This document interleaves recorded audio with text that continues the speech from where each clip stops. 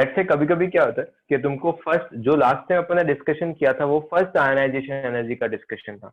Now अगर मैं तुमको बोलूं कि compare the second ionization energy of second period, ठीक है, तो अगर मैंने तुमको बोला कि तुमको कंपेयर क्या करना है, compare it's second ionization energy of second period, ठीक है। तो सेकेंड आयोनाइजेशन का मीनिंग तुम्हारे पास क्या हो जाएगा, if you have to compare the second ionization energy, इसका मतलब तुम और किस किस का कंपेयर करना, सेकेंड पीरियड का मतलब तुमको कंपेयर करना है lithium, beryllium, boron, carbon, nitrogen, oxygen, fluorine and नियम, ठीक है। तो इसका मेरे को सेकेंड आयनाइजेशन एनर्जी कंपेयर करना है, किसका ज्यादा होगा, ठीक है। तो मैं नियॉन को यहाँ से हटा देता हूँ, because neon is the noble gas element, तो उसमें से फर्स्ट इलेक्ट्रॉन को निकालना भी काफी डिफिकल्ट होगा, इसलिए उसका सेकेंड कंपेयर नहीं करना है। जैसे मेरे को इसका कंपेयर करना है, अगर सेकेंड आयनाइजेशन लास्ट में अपन ने किया था फर्स्ट आयनाइजेशन, फर्स्ट आयनाइजेशन में क्या किया था अपन ने, न्यूट्रल जो एलिमेंट थे उसका आयनाइजेशन कंपेयर कर लिया था। अगर मेरे को एग्जाम में बोला है कि सेकेंड आयनाइजेशन, इसका मतलब तुमने एक इलेक्ट्रॉन रिमूव कर लिया है, अब दूसरा इलेक्ट्रॉन रिमूव करना है, तो उसका आयनाइजेशन कंपेयर करना है। इसका मतलब अगर तुमको कभी भी सेकेंड बोला है ना, तो तुम क्या करो, उसमें से एक इलेक्ट्रॉन रिमूव कर लो। तो तुमको एक्चुअल में कंपेयर करना है lithium plus, beryllium plus, boron plus, carbon plus, nitrogen plus, oxygen plus and fluorine plus. Second अगर तुमको बोला तो एक इलेक्ट्रॉन रिमूव करो, देन तुमको क्या करना है, आयनाइजेशन कंपेयर करना है। लेट्स से अगर मेरे को एग्जाम में बोला होता कि यार तुम है ना मेरे को फोर्थ आयनाइजेशन कंपेयर करके बताओ किसी का भी, तो मेरे को कितने इलेक्ट्रॉन्स रिमूव करने होंगे उसमें से, to compare the fourth ionisation energy मेरे को कितने इलेक्ट्रॉन्स रिमूव करने होंगे। Okay Simran, good good Sania, Mariam no. बच्चे देख, सेकेंड जब है, सेकेंड आयनाइजेशन के लिए तो एक इलेक्ट्रॉन रिमूव कर रहा है फिर कंपेयर कर रहा है। No Riya, it's not four. अगर मेरे को सेकेंड कंपेयर करना है तो एक इलेक्ट्रॉन रिमूव किया फिर कंपेयर करना है। अगर वही तुमको फोर्थ आयनाइजेशन कंपेयर करना है, इसका मतलब तुमको क्या करना पड़ेगा, तुमको फोर्थ के लिए 3 रिमूव करने पड़ेंगे, देन तुम उसको कंपेयर करोगे। फर्स्ट के लिए न्यूट्रल, सेकेंड के लिए 1 रिमूव, थर्ड के लिए 2 रिमूव, इस तरीके से। क्लियर है सबको? रिया और एक और मरियम, क्या क्लियर है ये?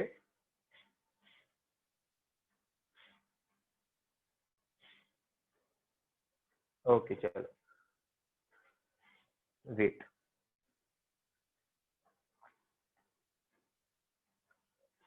हाँ, तो अब इसमें होगा कि अब प्रॉब्लम कहाँ पर, अब प्रॉब्लम क्या है, अगर मैं बोरॉन प्लस की बात करूं तो बोरॉन प्लस का कॉन्फ़िगरेशन क्या हो जाएगा इस बार, बेरिलियम का कॉन्फ़िगरेशन क्या होगा 1s, इसका कॉन्फ़िगरेशन हो जाएगा 1s2, इसका हो जाएगा 1s2 2s1, इसका हो जाएगा 1s2 2s2, इसका हो जाएगा 1s, सॉरी, हाँ 1s2 2s2 2p1, इसका हो जाएगा 2p2, इसका हो जाएगा 2p3 एंड इसका हो जाएगा 2p4। क्या ये सबको समझ में आता है?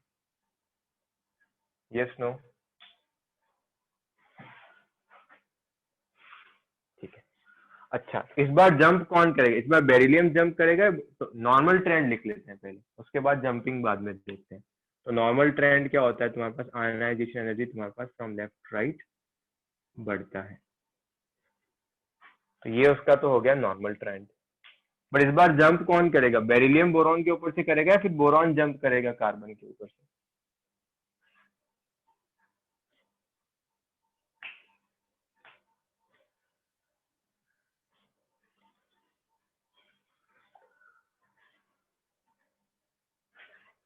कौन जंप करेगा इस बार तुम्हारे पास, बोरॉन जंप करेगा, ये।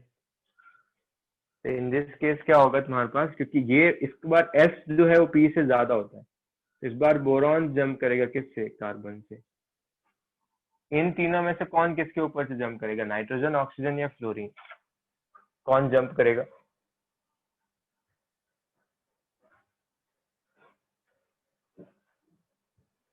ऑक्सीजन, बिकॉज इसका क्या कॉन्फ़िगरेशन है 2p3, इसका क्या था 2s2 2p1। इस बार ऑक्सीजन क्या करेगा, ऑक्सीजन जंप करेगा किससे, फ्लोरीन। एक और चीज नोटिस करना, यहाँ पर प्रॉब्लम यहाँ पे सबसे ज्यादा हो गया है, लिथियम प्लस में आ गया है। बच्चे नाइट्रोजन नहीं करेगा, अब तो वो तो 2p2 है, अब नाइट्रोजन नहीं करेगा। कौन करेगा, जिसका s और p वाला, जिसका पेनिट्रेशन पावर मैं इस बार बोरॉन का देखूंगा।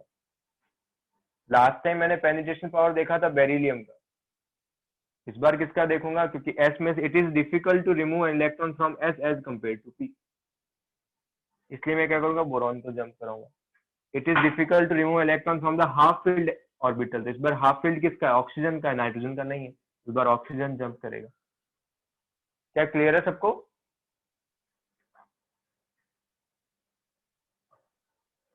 ओके, और वही अगर मैं लिथियम की बात करूं, तो लिथियम का क्या हो गया, लिथियम का तो नोबल गैस कॉन्फ़िगरेशन हो गया।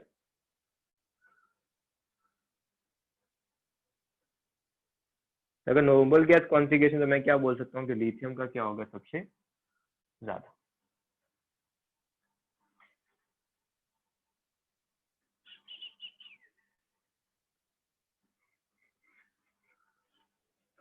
तो जो एक्चुअल ट्रेंड आएगा, तो एग्जाम में अगर तुमको सेकंड आयनाइजेशन पूछा, तो सबसे कम होगा तुम्हारे पास बेरिलियम का। एक काम करते हैं, सबसे कम होगा तुम्हारे पास बेरिलियम का, देन होगा तुम्हारे पास कार्बन, देन होगा तुम्हारे पास बोरॉन, देन होगा तुम्हारे पास नाइट्रोजन,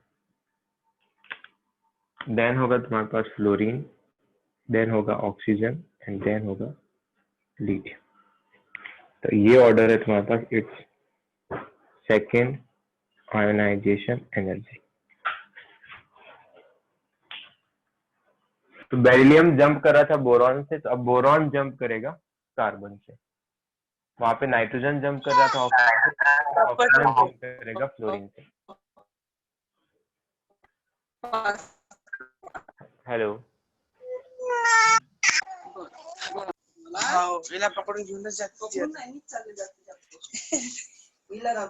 अथर्व तुम्हारा माइक ऑन है?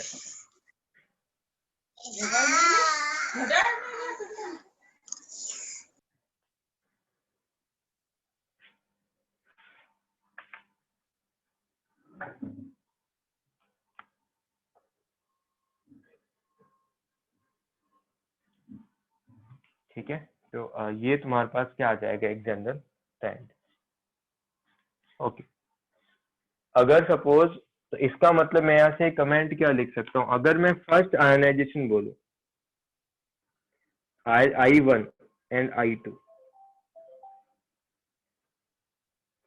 I1 किसका ज्यादा होगा, नाइट्रोजन का या ऑक्सीजन का?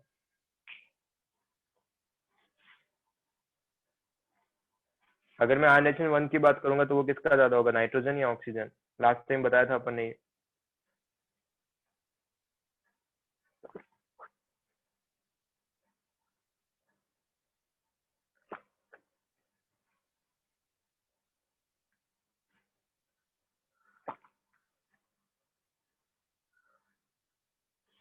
ओके,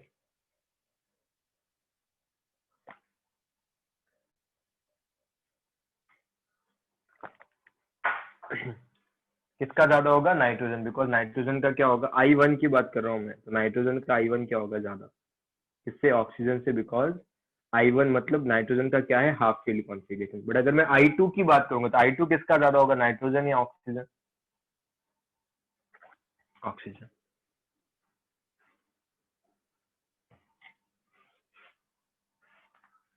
तो ये की पॉइंट है, तो ये ध्यान रखना, इस टाइप के एग्जाम में क्वेश्चंस आते हैं।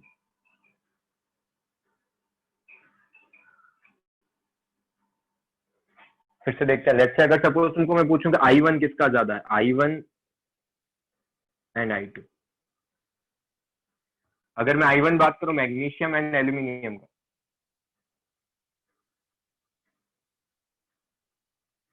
एंड मैग्नीशियम एंड एल्यूमिनियम का I2, I1 किसका ज्यादा होगा, मैग्नीशियम या एल्यूमिनियम? मैग्नीशियम का ज्यादा होगा, बिकॉज बेरिलियम जैसा कॉन्फ़िगरेशन होगा।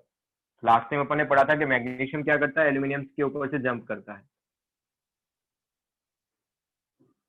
बट वही अगर मैं I2 पूछूंगा तो किसका ज्यादा होगा, एल्यूमिनियम या मैग्नीशियम? Aluminium, yes.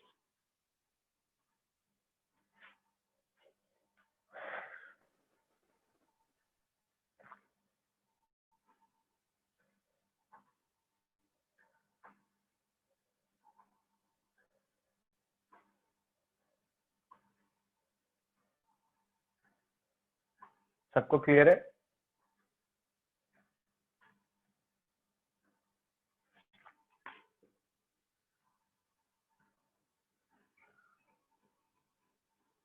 तो ये तुम इस तरीके से कंपेयर कर सकते हो।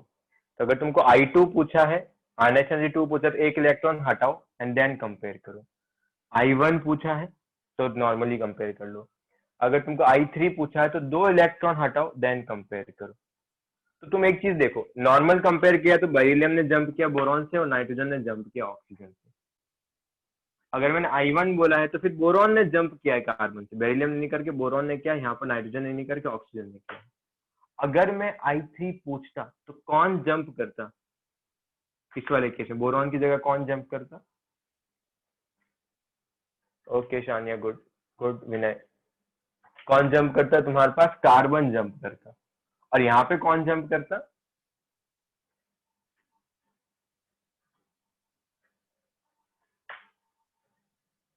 सॉरी, सबसे बेस्ट क्या, अगर तुमको कोई भी दो एडजेसेंट एटम देके रखे और आयनाइजेशन एनर्जी पूछा है तो सबसे पहले क्या कर सकते हो तुम, कॉन्फ़िगरेशन लिख लो, then you will got to know कि तुम्हारे पास किसका आयोनाइजेशन एनर्जी ज्यादा होगा। लेट्स से मैं तुमको एक और क्वेश्चन देता हूँ। अगर मैंने तुमको बोला कि third ionization energy, sorry, third ionization energy किसका ज्यादा होगा, Mn का या फिर क्रोमियम का?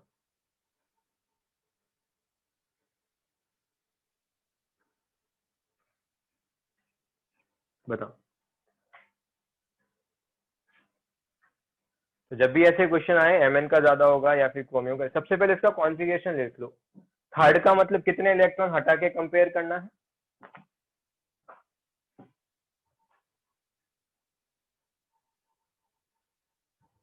थर्ड का मतलब कितने इलेक्ट्रॉन हटा के कंपेयर करना है?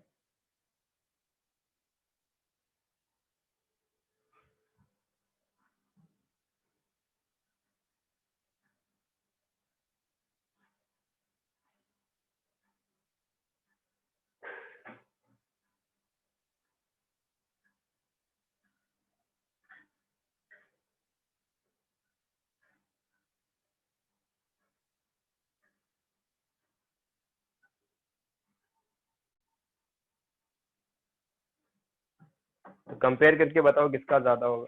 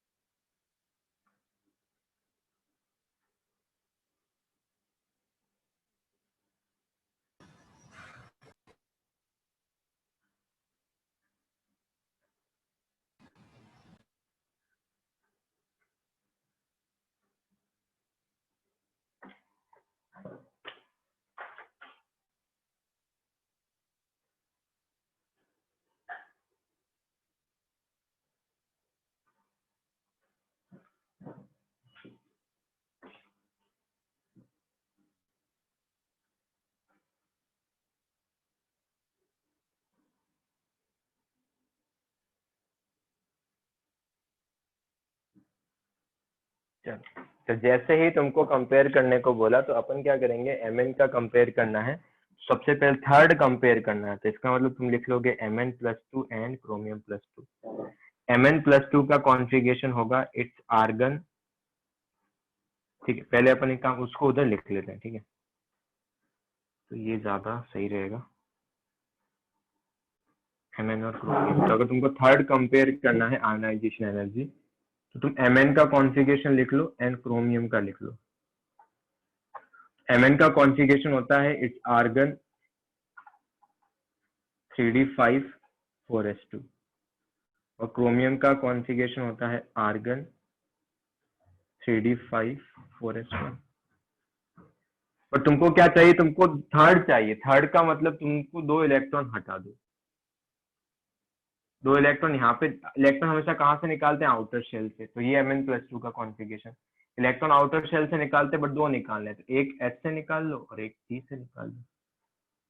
नाउ इसका जो है क्या है, हाफ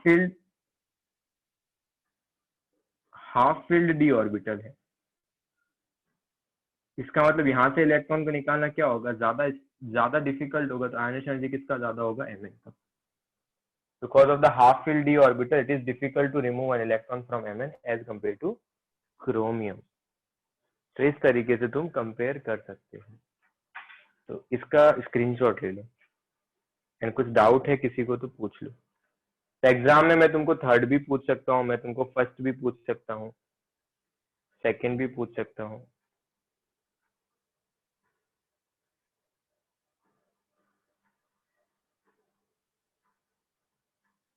किसी को डाउट है यहाँ तक?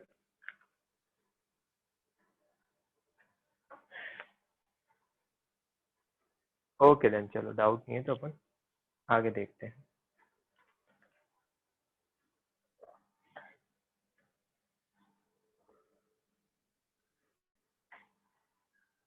तो अपन आज आयनाइजेशन, नेक्स्ट क्लास में अपन इलेक्ट्रॉन एफिनिटी खत्म कर देंगे। तो अपना एक एक लेक्चर में एक एक प्रॉपर्टी खत्म हो जाएगा। तो सारे बट नोट्स गो थ्रू करते रहना, क्योंकि जो आज इलेक्ट्रॉन एफिनिटी जो है वो थोड़ा सा डिफिकल्ट है।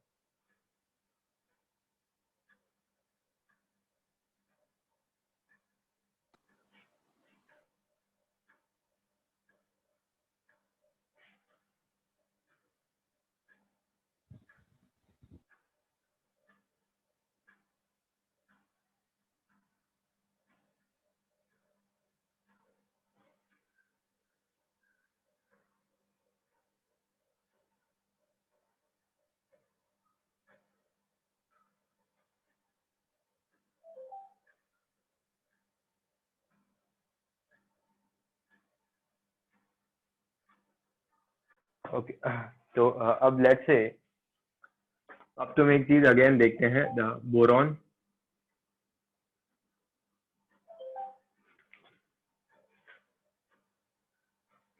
अगर boron, aluminium, gallium, indium and thallium, radius किसका ज्यादा होता है, एल्यूमिनियम या गैलियम का?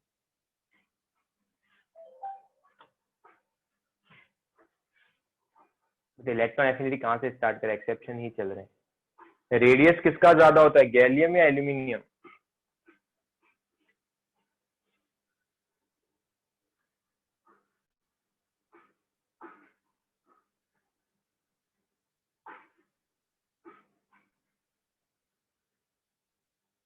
होना किसका चाहिए था, गैलियम का, बट होता किसका है, एल्यूमिनियम का। बिकॉज ऑफ द, तुमको लास्ट टाइम रीजन बताया था। तो एक्चुअल में होता क्या है कि अगर सपोज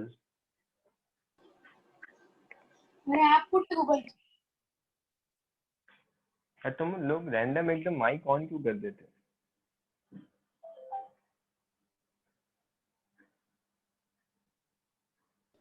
ओके फाइन, चलो।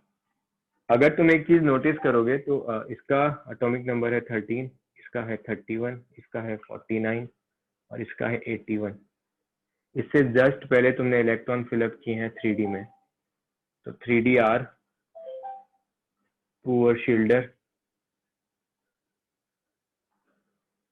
तो अगर 3D are the poor shielder, तो इस वाले केस में क्या होगा, सिग्मा कम होगा, जेड इफेक्टिव बढ़ेगा। तो एक्चुअल में नॉर्मल ट्रेंड लिख लेता हूँ। नॉर्मल ट्रेंड क्या होना चाहिए था,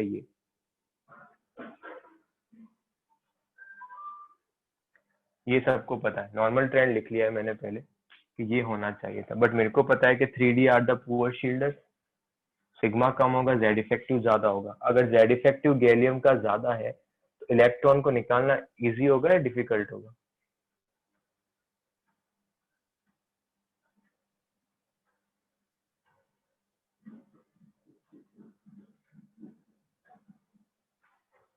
इट इज डिफिकल्ट। इसका मतलब एल्यूमिनियम का कम नहीं होके एल्यूमिनियम का तुम्हारे पास या तो गैलियम से ज्यादा होगा या फिर इक्वल होगा। रीजन बता चुका हूँ। 3D are the poor shielder, sigma कम होगा, जेड इफेक्टिव ज्यादा होगा। तो जेड इफेक्टिव ज्यादा होने का मतलब न्यूक्लियस का ज्यादा अट्रैक्शन फोर्स लग रहा है, so it is difficult to remove an electron from gallium as compare to aluminium. तो ये पॉइंट तुमको पता होना चाहिए, तो ये पॉइंट ध्यान रखना। उसके बाद बात करते हैं थैलियम की। देखो बच्चे लोग, रेडियस में कोई एक्सेप्शन नहीं था, रेडियस में सिर्फ यही एक्सेप्शन था। बट यहाँ पर क्या है प्रॉब्लम, यहाँ पर थैलियम के अंदर भी आता है। थैलियम के अंदर तुम्हारे पास क्या प्रॉब्लम आता है, लेट्स सी। तो थैलियम में क्या होता है, अगर तुम नोटिस करोगे, तुमने यहाँ पर 57 से लेके 57 टू 72, सॉरी 70 नॉट 57, 58, तुमने क्या किया है 58 टू लेके 71 तक कहाँ पर इलेक्ट्रॉन फिलअप किए? 14 electrons are in 4f and 4f are poor shielders. Sir, हाँ aluminium is more, na? क्या हुआ? Aluminium is greater, no? कैसे होगा ग्रेटर? बच्चे जेड इफेक्टिव गैलियम का ज्यादा है, ionization energy is directly proportional to Z effective. Z effective ज्यादा होगा तो इलेक्ट्रॉन को रिमूव करना डिफिकल्ट, उसकी आयनाइजेशन एनर्जी ज्यादा। ओके बच्चे, रेडियस में कोई भी इंडियम थैलियम में एक्सेप्शन नहीं था, बट एक्चुअल में हो क्या रहा है, यहाँ पर तुमने इलेक्ट्रॉन फिलअप किए हैं 4f में, and 4f are the poor shielders. अगर 4f का पुअर शील्डिंग होगा तो सिग्मा क्या होगा तुम्हारे पास? कम। तो जेड, तो पुअर शील्डर्स होंगे तो यहाँ पर क्या होगा, इसका सिग्मा क्या होगा? कम, बट इसका जेड इफेक्टिव क्या होगा? ज्यादा। एंड जेड इफेक्टिव ज्यादा होगा तो इलेक्ट्रॉन को रिमूव करना थैलियम में ज्यादा डिफिकल्ट होगा एज कंपेयर टू इंडियम। तो जो एक्चुअल ट्रेंड आएगा तुम्हारे पास वो होगा ये। फिर से रिपीट कर रहा हूँ, जब रेडियस किया था तो रेडियस जो था एल्यूमिनियम का ज्यादा था। अगर रेड वैसे भी देख सकते हो, अगर रेडियस एल्यूमिनियम का ज्यादा है इसका मतलब रेडियस के इनवर्सली प्रोपोर्शनल है, तो डेफिनेटली आयनाइज एनर्जी क्या होगा? गैलियम का ज्यादा होगा। एक तो तुम वैसे भी देख सकते हो, या फिर we can do one more thing. क्या वहां पर रेडियस में सिर्फ यही एक्सेप्शन था, बट एक्चुअल में यहाँ पर क्या हो रहा है, थैलियम से जस्ट पहले बच्चे रेडियस के अंदर इस वाले जो लेंथेनाइड कॉन्ट्रैक्शन है उसका इफेक्ट यहाँ तक नहीं पड़ता, बट आयनाइजेशन एनर्जी में पड़ जाता है। आयनाइजेशन एनर्जी में होगा क्या, तुमने 14 इलेक्ट्रॉन्स कहाँ फिलअप किए? 4f में, and the 4f are the poor shielders. अगर तुम्हारे पास शील्डिंग ज्यादा हो, शील्डिंग कम होगा तो जेड इफेक्टिव ज्यादा होगा। तो थैलियम का आयनाइजेशन एनर्जी क्या होता है? इंडियम से ज्यादा होता है। अब तुम अगर ट्रेंड देखोगे तो बहुत रैंडम ट्रेंड आ रहा है। अगर मैं गैलियम की बात करूं तो गैलियम का इंडियम से ज्यादा है, एंड एल्यूमिनियम का भी, सॉरी गैलियम का एल्यूमिनियम से भी ज्यादा है। तो सर इंडियम और एल्यूमिनियम का क्या हो, इसके बारे में कुछ भी अपन कमेंट नहीं कर सकते हैं जब तक कि मेरे को वैल्यू ना पता हो। गैलियम का इससे ज्यादा है, बट गैलियम का इससे भी ज्यादा है, तो एल्यूमिनियम और इंडियम का क्या होगा इसके बारे में कमेंट करना थोड़ा सा डिफिकल्ट होगा जब तक कि मेरे को वैल्यूज ना पता हो। वही सेम अगर मैं इसका देखूं, थैलियम का इंडियम से ज्यादा और गैलियम का भी इंडियम से ज्यादा है, तो गैलियम और थैलियम का क्या होगा ये कंपेयर करना डिफिकल्ट होगा जब तक कि मेरे को एक्चुअल वैल्यूज ना पता हो। तो अगर मैं एक्चुअल वैल्यूज के बेसिस पे देखूंगा तो सबसे ज्यादा होता है बोरॉन का, एंड देन होता है थैलियम का, देन होता है गैलियम का, देन गैलियम और एल्यूमिनियम का अप्रोक्सीमेटली सेम, और देन होता है इंडियम। तो ये मैंने कहाँ से वैल्यूज लिख के रखी है, जो एक्सपेरिमेंटल वैल्यूज है उस बेसिस पे मैंने ये ऑर्डर लिख के रखा है। देखो क्या पता है, मैं फिर से रिपीट कर रहा हूँ, थैलियम का इंडियम से ज्यादा है और गैलियम का भी इंडियम से ज्यादा है। सर गैलियम और इंडियम, सॉरी गैलियम और थैलियम का क्या हो इसके बारे में कुछ भी कंपैरिजन नहीं कर सकते जब तक कि मेरे को एक्सपेरिमेंटल वैल्यूज नहीं पता हो। तो ये पॉइंट तुम ध्यान रखना। क्या इस पॉइंट में किसी को कुछ डाउट है? ये मतलब मोर और लेस वही है जो अपन लैंथेनाइड कॉन्ट्रैक्शन पढ़ा था लास्ट टाइम, और जो पुअर शील्डिंग की बात की है। तो किसी को डाउट है तो पूछ लो।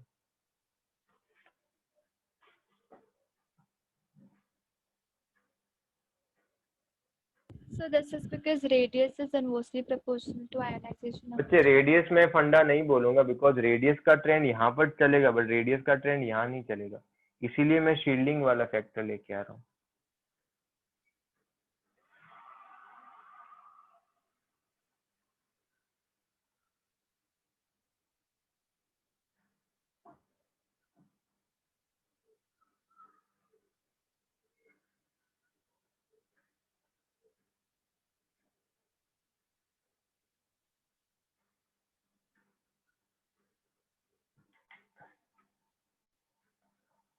एक मिनट रुको, मैं दूसरा ईयरफोन कनेक्ट कर रहा हूँ।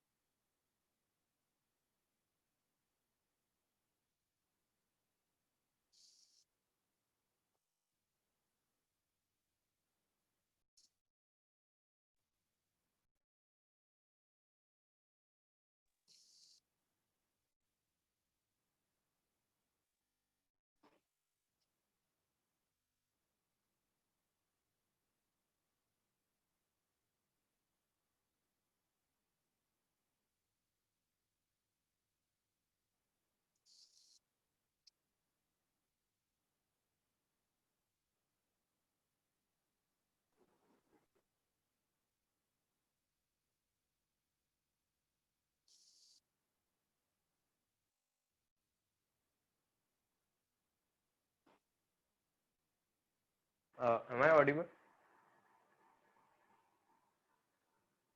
Hello. yes sir. Okay okay fine चल। तो ये चीज ध्यान रखना, यहाँ पे दो एक्सेप्शन, इसका मतलब सर कि आगे भी एक्सेप्शन आएंगे। देखो आगे वाले एक्सेप्शन तुम्हारे पास, लेट्स से अगर मैं बात करूं carbon, silicon, germanium, SN and PB, तो यहाँ पर क्या होता है, ये वाला फैक्टर इतना इफेक्टिव नहीं होता। इसलिए यहाँ पर अगर तुम ट्रेंड देखोगे तो टॉप टू बॉटम में होना तो क्या चाहिए था तुम्हारे पास, ये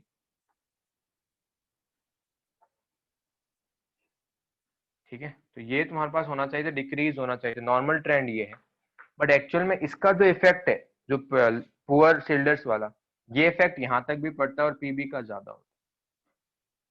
तो अगर तुमको एक्चुअल ट्रेंड चाहिए इसके अंदर, तो सबसे ज्यादा होगा कार्बन का, देन होगा तुम्हारे पास सिलिकॉन का, देन होगा जर्मेनियम का, देन होगा लेड का, एंड देन होगा एसएन का। तो प्रॉब्लम कहाँ पर है, यहाँ पर। बाकी सब नाइट्रोजन के आगे बाकी सब नॉर्मल ट्रेंड, बाकी कोई एक्सेप्शन इसके अंदर नहीं है। तो गैलियम एल्यूमिनियम का है, इंडियम थैलियम का, और एसएन और पीबी का है। तो इसका स्क्रीनशॉट ले लो, एंड किसी को कुछ डाउट है यहाँ तक तो पूछ सकते हो।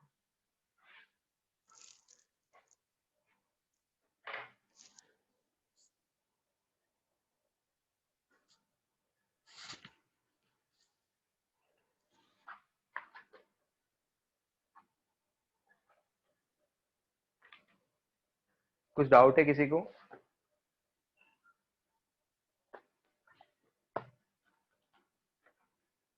Yes, no? फिर से वही हालत हो गई, एक दो लोग ही रिप्लाई कर रहे हैं. So only these are the exceptions. या, only these are the exceptions.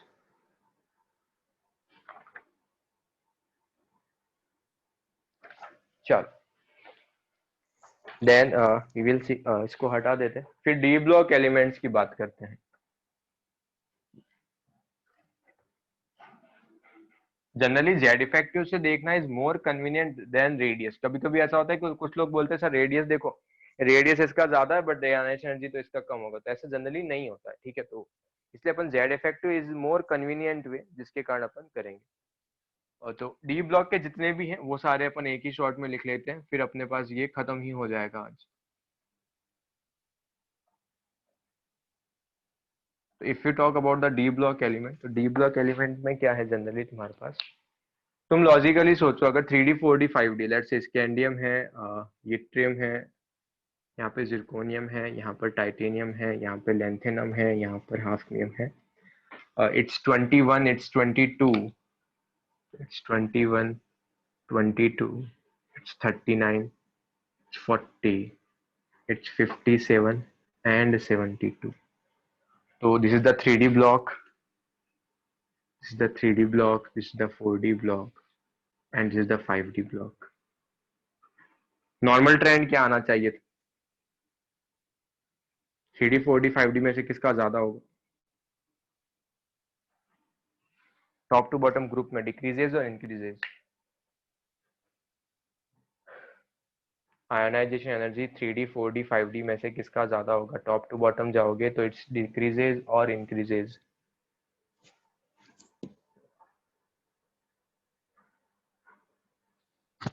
Okay good, it's decreases. It's decreases मतलब सबसे ज्यादा होगा 3D का, देन होगा तुम्हारे पास 4D का, एंड देन होगा तुम्हारे पास 5D का. ये होना चाहिए था बट एक्चुअल में ये नहीं होता, बिकॉज यहाँ पे क्या है 5D ब्लॉक के अंदर 4FR पुअर शील्डर,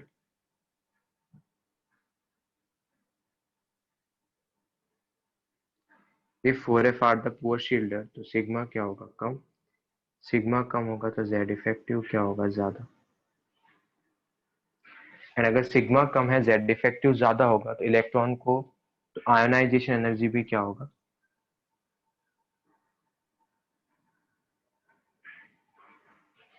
ज्यादा. तो 5D का सबसे कम नहीं होके 5D का इवन यहां आ जाता है. तो 5D का क्या होता है तुम्हारे पास? 3D से भी ज्यादा होता है. रेडियस में उतना नहीं चेंज आके एक्चुअल ट्रेंड क्या होता है? 5D सबसे ज्यादा, एंड कुछ कुछ 3D के approximate, and then 4D. But तो मेरे को बताओ, क्या स्कैंडियम, यट्रियम और लेंथेनम में भी एक्सेप्शन आएगा या नहीं?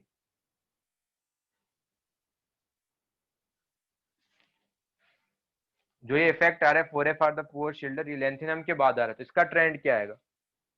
इसका नॉर्मल ट्रेंड आएगा जो आना चाहिए. क्या होगा इसका? स्कैंडियम, यट्रियम और लेंथेनम, इसका नॉर्मल ट्रेंड आएगा, बिकॉज यहाँ पर कोई भी एक्सेप्शन नहीं होगा, बिकॉज लेंथेनाइड कॉन्ट्रैक्शन या फिर 4FR द पुअर शील्डर, ये इफेक्ट लेंथेनम के बाद शो होगा. ये पॉइंट सबको क्लियर है?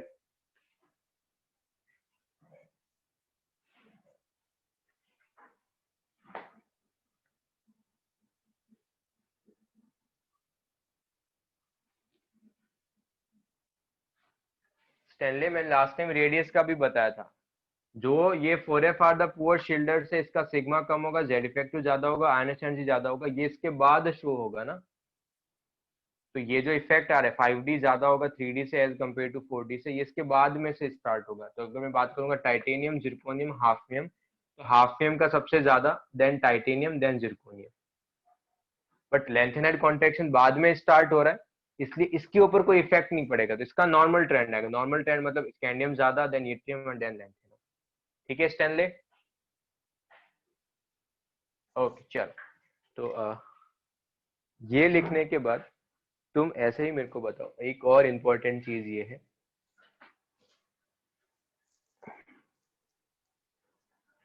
क्या रेडियस Fe कोबाल्ट निकल का ऑलमोस्ट सेम था? यस और नो?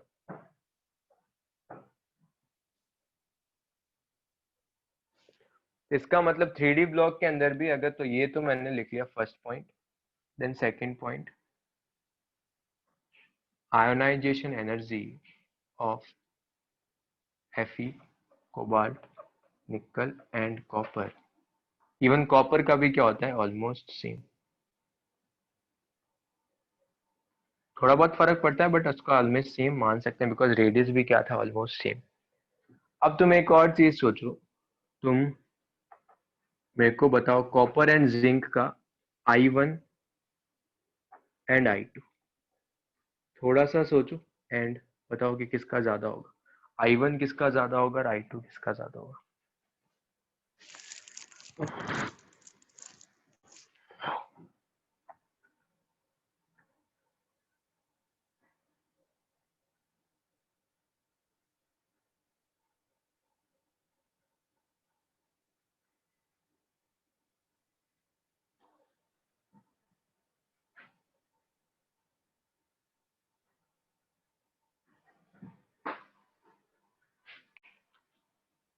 बच्चे मैं इसीलिए बोल रहा हूँ कि जब भी तुम्हारे पास कंसेक्यूटिव एटम्स आए तो हमेशा तुमको क्या देखना है, रेडियस नहीं देख के तुमको क्या करना है, जेड इफेक्टिव से देखना है या फिर इलेक्ट्रॉन का जो कॉन्फ़िगरेशन है वहां से देखना है, बिकॉज रेडियस से देखोगे तो उल्टे ट्रेंड्स आएंगे। Yes it is inversely proportional, but जब भी तुम एडजेसेंट एटम पे देखोगे तो तुमको हमेशा कॉन्फ़िगरेशन देखना है। तो अगर मैं I1 कंपेयर करूं, यस लोगों ने कुछ one someone is saying is copper is greater and someone is saying zinc is greater, तो बच्चे वो कंफ्यूजन क्यों हो रहा है मैं तुमको बता रहा हूँ। एक्चुअल में क्या करो, इसका सबसे पहले कॉन्फ़िगरेशन लिख लो। तो इसका कॉन्फ़िगरेशन तो क्या होगा, इट्स 3D10 4s1। इसका कॉन्फ़िगरेशन क्या होगा, 3D10 4s2। These are the adjacent atom and this is the fully filled electronic configuration, and ये तुम्हारे पास fully filled electronic configuration नहीं है। तो जो आयनाइजेशन एनर्जी होगा वो जिंक का ज्यादा होगा। तो अगर मैं I1 की बात करूंगा तो I1 किसका ज्यादा होगा, तुम्हारे पास जिंक का ज्यादा होगा बिकॉज इसका स्टेबल कॉन्फ़िगरेशन है। बट सर आपने तो रेडियस के इनवर्सली प्रोपोर्शनल होगा, तो मैं वही बता रहा हूँ। एक चीज यहाँ पे और भी लिख लेता हूँ, ऑल्दो रेडियस जो है जिंक का वो भी कॉपर से ज्यादा है।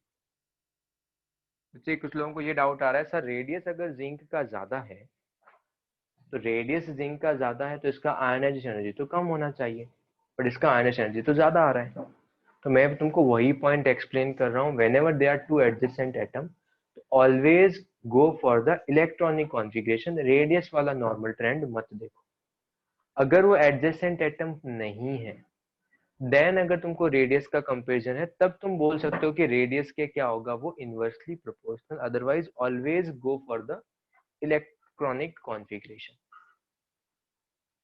ये पॉइंट क्लियर हो? आई थिंक किसी ने रेडियस के बेसिस पे कॉपर बोला था। Riya it's clear?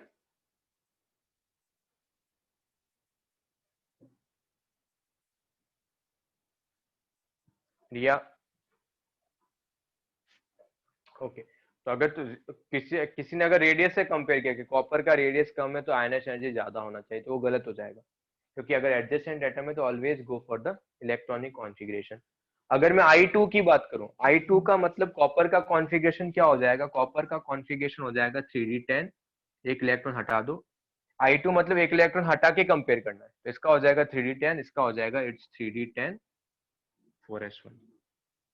अब बताओ इलेक्ट्रॉन कहां से हटाना ज्यादा डिफिकल्ट है, कॉपर या जिंक? कॉपर से इलेक्ट्रॉन को हटाना ज्यादा डिफिकल्ट है बिकॉज उसका क्या है, स्टेबल कॉन्फ़िगरेशन है। तो I1 जिंक का ज्यादा है, I2 कॉपर का ज्यादा है। एग्जाम में डायरेक्ट स्टेटमेंट आते हैं, which one of the following statement is correct? The I1 of the zinc is greater than the I1 of the copper. I1 of the copper is greater than I1 of the zinc. इस type के direct statement ही मिलेंगे। अगर तुमको ये चीजें पता है directly तो तुम डायरेक्टली मार्क करो, कुछ भी सॉल्विंग है ही नहीं जितना फिजिकल में है। बट इसकी रिक्वायरमेंट क्या है, कुछ कुछ जगह पे एक्सेप्शन है, जो रेडियस में फॉलो हो रहा है वही यहाँ पर फॉलो, ऐसा जरूरी नहीं है। तो जितना तुम इस अच्छे नोट्स को रिवाइज करोगे एंड तो तुमको बहुत जल्दी क्वेश्चंस हो जाते हैं ऑर्गेनिक केमिस्ट्री में, फिजिकल जितना टाइम नहीं लगता है। अच्छा, अब तुम लोग सोच के बताओ, एजी और कैडमियम सबका आई1 कंपेयर करना है, एजी कैडमियम, एयू एचजी और पीडी और Ag. Take your time and solve this.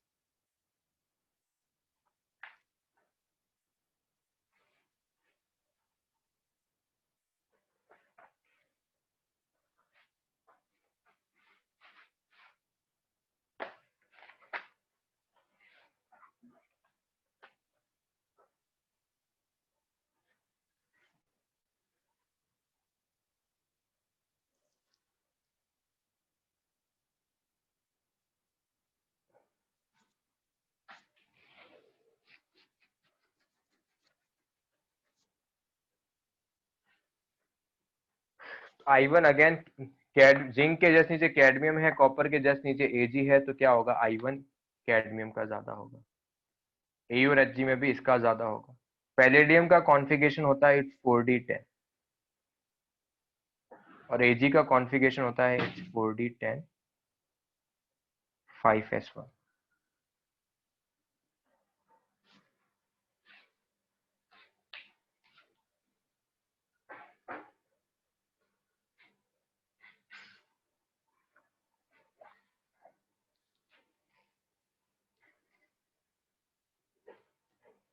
एक ऐसे ही लिख लो। अब तो मेरे को एक बार बताओ, if you have chromium and Mn, किसका I2 ज्यादा होगा? सारे लोग सोचो एंड बताओ।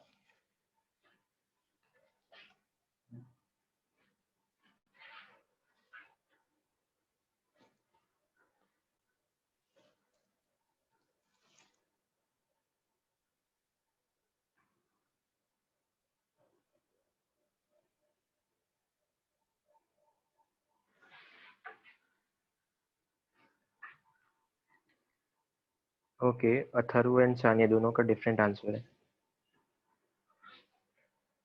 अथर्व तुम्हारा देखो एक बार सही से करो सारे लोग, दोनों का डिफरेंट आंसर है। Manganese will have more. सोचो यार, I2 कंपेयर करना है, मतलब एक इलेक्ट्रॉन हटाना है। अगर तुम एक इलेक्ट्रॉन हटाओगे तो क्रोमियम का कॉन्फ़िगरेशन क्या होगा? ओके विनय, गुड।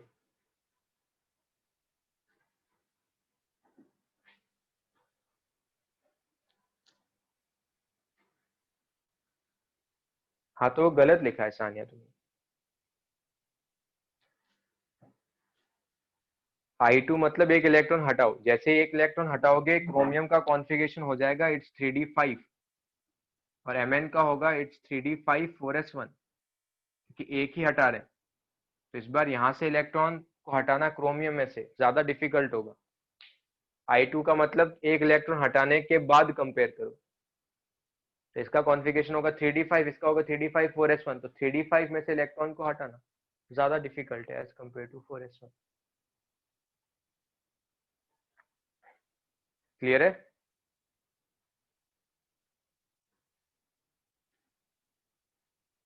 Yes, no? चलो तो इसका स्क्रीनशॉट ले लो, फिर इसकी देख लेते हैं एप्लीकेशन। तो अभी भी किसी को ट्रेंड्स में एक्सेप्शन में कोई भी डाउट है तो टेक 2 मिनट्स का टाइम, ठीक है? तो 2 to 3 मिनट्स एक बार जो लास्ट क्लास में था, इस क्लास में था, जब से पहले गो थ्रू कर लो। आफ्टर 2-3 मिनट्स के बाद किसी को डाउट हो तो वो पूछ लो, otherwise we will start the application. But सारे पॉइंट्स गो थ्रू करो यार जल्दी।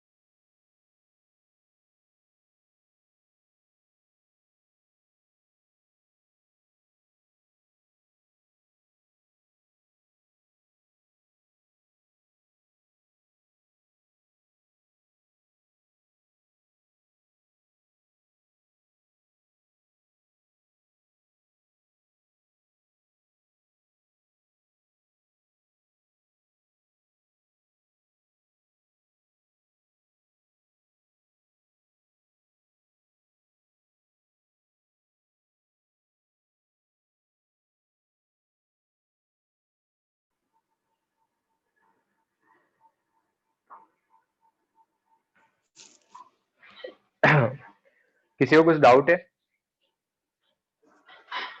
So lanthanide contraction. Lanthanide contraction में क्या है बच्चे? देखो तुमने यहाँ पे 14 इलेक्ट्रॉन्स कहाँ फिलअप किए हैं लैंथेनाइड्स में? Hello, Yes, sir. अपना माइक ऑन रखो। हाँ, तुम लैंथेनम्स के बाद 57 दिन सीधा 72, तो तुमने 14 इलेक्ट्रॉन्स कहाँ फिलअप किए हैं? 4f में। Yes. Yes. f are the poor shielders. Hmm. अगर f पुअर शील्डिंग होगा तो z इफेक्टिव क्या होता है? z effective is equal to z minus sigma. Yes. Yes. और मैं बोल रहा हूँ सिग्मा कम है, मतलब सब्ट्रैक्ट जो हो रहा है वो कम है, तो z इफेक्टिव क्या होगा? ज्यादा होगा। Hmm. एंड अगर z इफेक्टिव ज्यादा मतलब लास्ट इलेक्ट्रॉन पे अट्रैक्शन फोर्स ज्यादा, एंड अगर लास्ट इलेक्ट्रॉन पे अट्रैक्शन फोर्स ज्यादा होगा उसके रेडियस कम या ज्यादा? Less. क्या होगा? कम होगा. कम होगा। इसीलिए 5D का रेडियस क्या होता है? 4D से ज्यादा होना चाहिए, बट 5D का रेडियस क्या होता है? 4D से कम होता है। यस। और वही आयनाइजेशन एनर्जी की बात करूंगा, जेड इफेक्टिव ज्यादा मतलब लास्ट इलेक्ट्रॉन से अट्रैक्शन फोर्स ज्यादा होगा, इलेक्ट्रॉन को बाहर निकालना डिफिकल्ट है। इसीलिए 5D का आयनाइजेशन एनर्जी सबसे कम होना चाहिए था, बट कम नहीं होके उसका आयनाइजेशन एनर्जी क्या होगा? ज्यादा। तो 5D का 3D से भी ज्यादा हो जाता है। Done? Yes, sir. So the okay. reason is in the notes like your 4f electron gets filled before 5d as we move yes from lanthanum to hafnium, which yes are बच्चे, core shielders, so which cause the yes contraction of yes CD. Yes yes yes yes. या तो exam में ये And the statement reason is मिलेगा या same for फिर aluminium gallium. मतलब वहां पे लेंथेनाइड कॉन्ट्रैक्शन नाम नहीं है, बट रीजन मतलब मोर और लेस सेम है। वहां पे 3D are the poor shielder, same reason, but इसको लेंथेनाइड कॉन्ट्रैक्शन बोलते हैं, तो वो तुमको ध्यान रखना है। तो अगर एग्जाम में कभी लेंथेनाइड कॉन्ट्रैक्शन हो या फिर ये जो तुमने स्टेटमेंट बोला है ये बोला हो या फिर 4f आर द पुअर शील्डर्स बोला हो, तो सबका एक ही मीनिंग है। क्लियर है?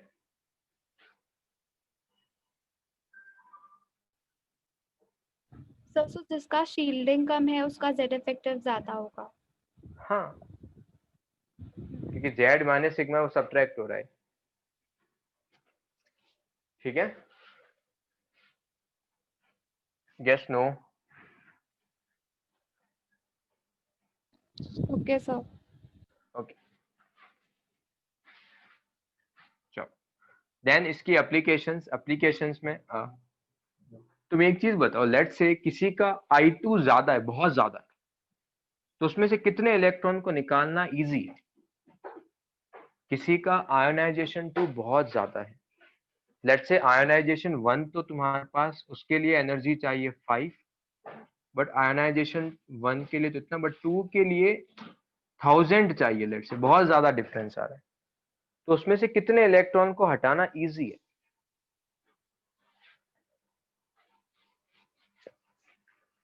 Okay good. स्नेह, बाकी लोग बताओ। Yes Brijesh, good.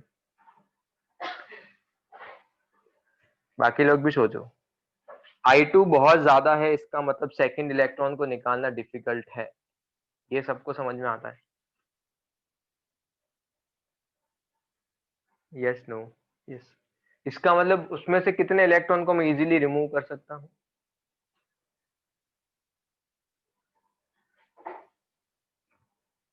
कितने इलेक्ट्रॉन्स को इजीली रिमूव कर सकता हूँ? 1। तो उसके पास वैलेंस इलेक्ट्रॉन कितने होंगे? 1। और पूरे पीरियोडिक टेबल में वैलेंस इलेक्ट्रॉन 1 किसके पास होता है? उसका ग्रुप नंबर क्या है? Group number 1 2 1। अगर एग्जाम में ऐसे क्वेश्चंस भी आते तो एप्लीकेशन में जो फर्स्ट पॉइंट है तो वही है। मैं पॉइंट वहां से रीड आउट कर रहा हूँ, उसको बहुत शॉर्ट फॉर्म में यहाँ से लिख रहा हूँ कि एप्लीकेशन में क्या है। तुम सबसे पहले एप्लीकेशन का जो फर्स्ट पॉइंट है, तुमको अगर कभी भी आयोनाइजेशन एनर्जी पता है, from there you can find out the first valence electron, find out कर सकते हैं। स्टेटमेंट क्या वो पढ़ लेते हैं। While comparing the successive ionization energy, if there is a high jump, then it indicates that there would have been a loss of entire shell in the former ionization. and we can predict the number of valence shell electron of the corresponding atoms. मतलब अगर तुम्हारे पास है I1, ये I2, last time मैंने तुमको एक चीज ये बताया था कि सक्सेसिव आयनाइजेशन एनर्जी तुम्हारे पास इंक्रीज हो रहा है कंटिन्यूसली. लेट्स से एग्जाम में वैल्यू भी दिया है तुमको, ठीक है, और वैल्यू से ये तुमको पता चल रहा है कि जो I3 जो है वो बहुत ज्यादा है I2 से, बहुत ज्यादा जंप आ रहा है. इसका मतलब थर्ड इलेक्ट्रॉन को निकालना, इसका मीनिंग क्या है? I3 बहुत ज्यादा आने का मतलब it is difficult to remove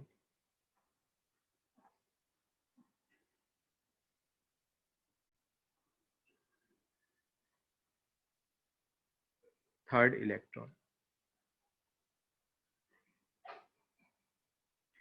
इसका मतलब उसके पास कितने वैलेंस इलेक्ट्रॉन होंगे? अगर तीसरे इलेक्ट्रॉन को निकालना बहुत ज्यादा डिफिकल्ट है, इसका उसके पास कितने वैलेंस इलेक्ट्रॉन होंगे?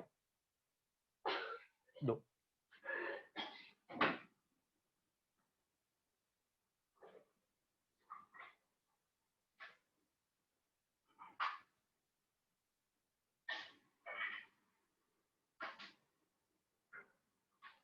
तो अगर इसके पास 2 वैलेंस इलेक्ट्रॉन, इसका मतलब कौन से ग्रुप से बिलोंग करता है?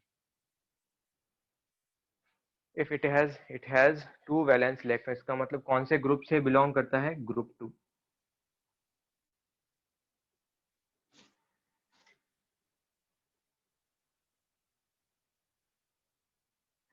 इसका मतलब, या फिर मैं उसको क्या बोल सकता हूँ? Alkaline earth metal.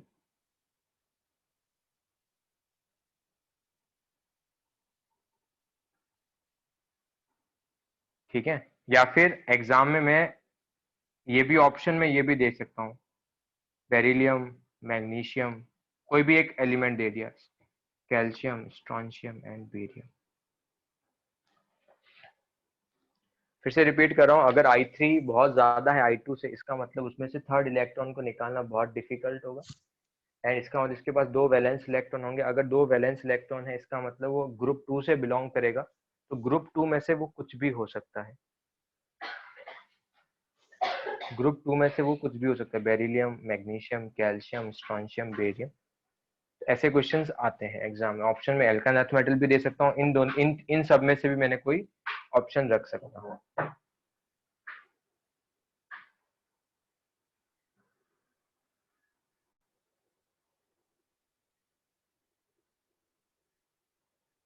सानिया, क्या डाउट है? अपना माइक ऑन करो और पूछो.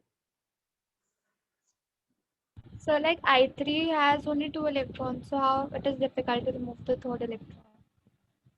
I3 किसने बोला 2 इलेक्ट्रॉन से? इलेक्ट्रॉन तो कितने भी हो सकते हैं.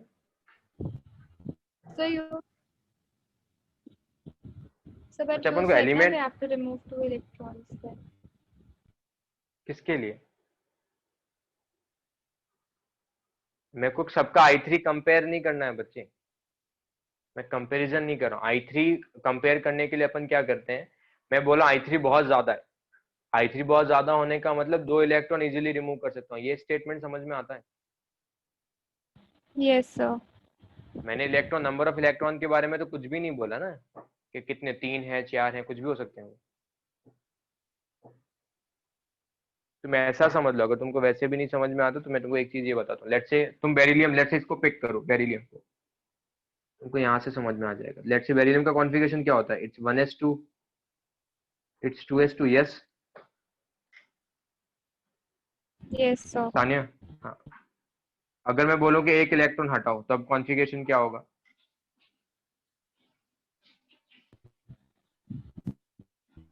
1s to 2s1. और बेरिलियम +1 में आ जाएगा. यस. Yes. अगर मैं बोलूँ दूसरा इलेक्ट्रॉन भी हटाओ, तो कॉन्फ़िगरेशन क्या आएगा? Only 1s2. 1s2. और ये कौन सा कॉन्फ़िगरेशन? ये तो नोबल गैस का कॉन्फ़िगरेशन है. यस.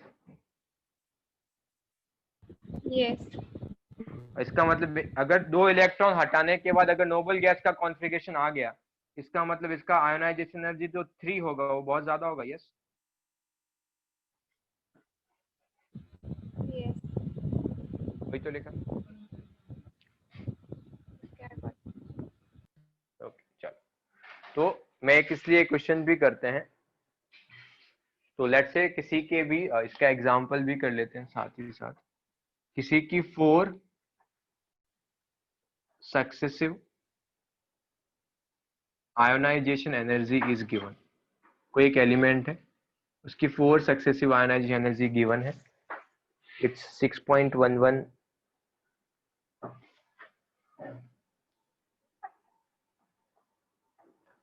11.87, ये I1 है 6.11, I2 ज्यादा होगा I1 से डेफिनेटली। उसके बाद ये है 50 पॉइंट एंड देन तुम्हारे पास है 67। तो मेरा तुमसे क्वेश्चन ये है कि कौन से ग्रुप से बिलोंग कर रहा है। तो एक काम करो, इसको अभी ऐसे मत लिखो। हाँ ठीक, कौन से ग्रुप से बिलोंग कर रहा है, ठीक है, एंड कितने वैलेंस इलेक्ट्रॉन।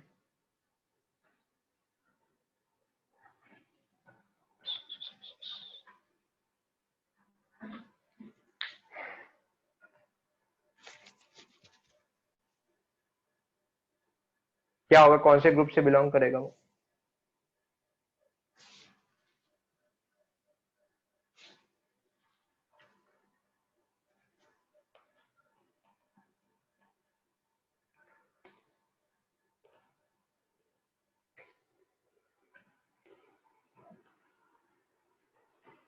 ओके रिया, गुड। बाकी लोग बताओ। ओके सिमरन। विजय 6 से कहां से बिलोंग करेगा यार। 6 तो वैलेंस इलेक्ट्रॉन ही नहीं है, 5 से कहां से बिलोंग करेगा।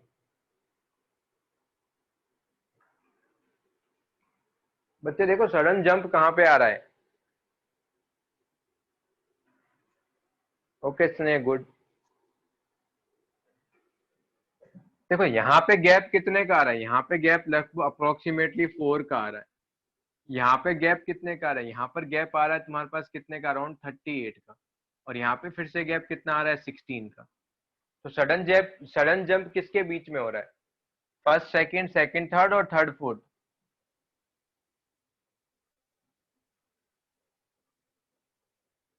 तो sudden jump first second, second third और थर्ड फोर्थ। क्या बोल रहे हो सानिया।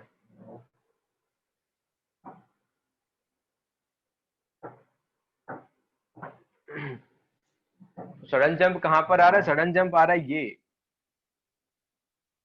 तो यहां से मैं क्या बोल सकता हूं, जो इसका I3 है बहुत बहुत ज्यादा है किससे, I2 से। तो इसके पास कितने, तो इसका मतलब 2 इलेक्ट्रॉन को हटाना ज्यादा इजी है। तो इसके पास वैलेंस इलेक्ट्रॉन कितने होंगे, 2। इसका मतलब इसका ग्रुप नंबर क्या होगा, 2। इसका मतलब कौन सा एलिमेंट हो सकता है, बेरिलियम हो सकता है, मैग्नीशियम हो सकता है, कैल्शियम हो सकता है, स्ट्रॉन्शियम हो सकता है, बेरियम। तो जहां पर भी हो सकता है, एग्जाम में ग्रुप नहीं पूछ के तुमको पूछ लिया कौन सा एलिमेंट है, या फिर इसके पास कितने वैलेंस इलेक्ट्रॉन, तो कुछ भी पूछ सकता है।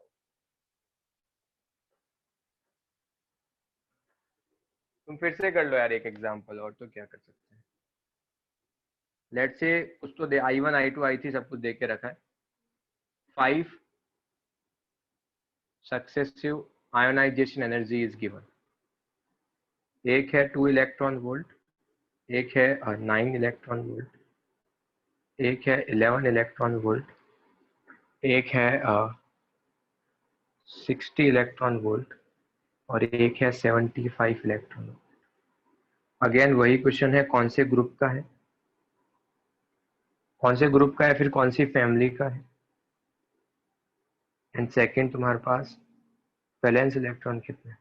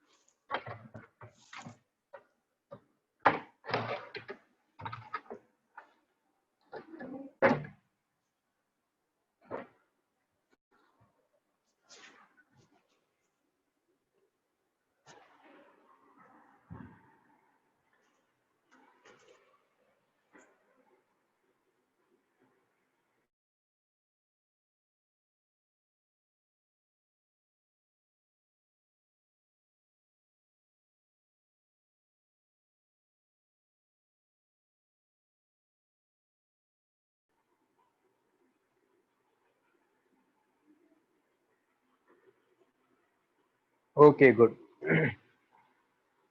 चलो ठीक है।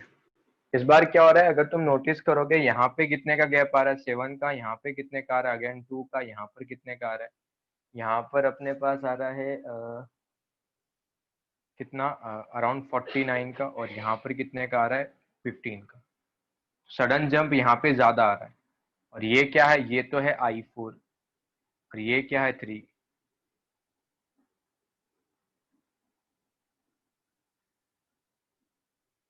तो I4 बहुत ज्यादा है, इसका मतलब वहां से 3 इलेक्ट्रॉन हटाना ज्यादा इजी है। तो कौन से ग्रुप से बिलोंग करता है बच्चे, not third group, it's 13th group and boron family. Number ध्यान रखो, थर्ड ग्रुप होता है स्कैंडियम वाला। काफी लोगों ने थर्ड ग्रुप बोला है, तो थर्ड ग्रुप नहीं होता है वो, boron family is the 13th group. इसका स्क्रीनशॉट ले लो और किसी को कुछ डाउट है तो पूछ लो।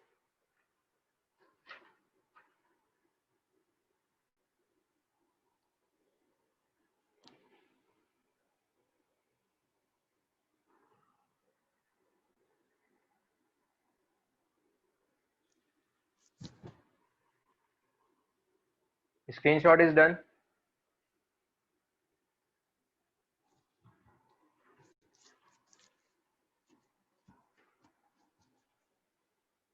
ओके चलो।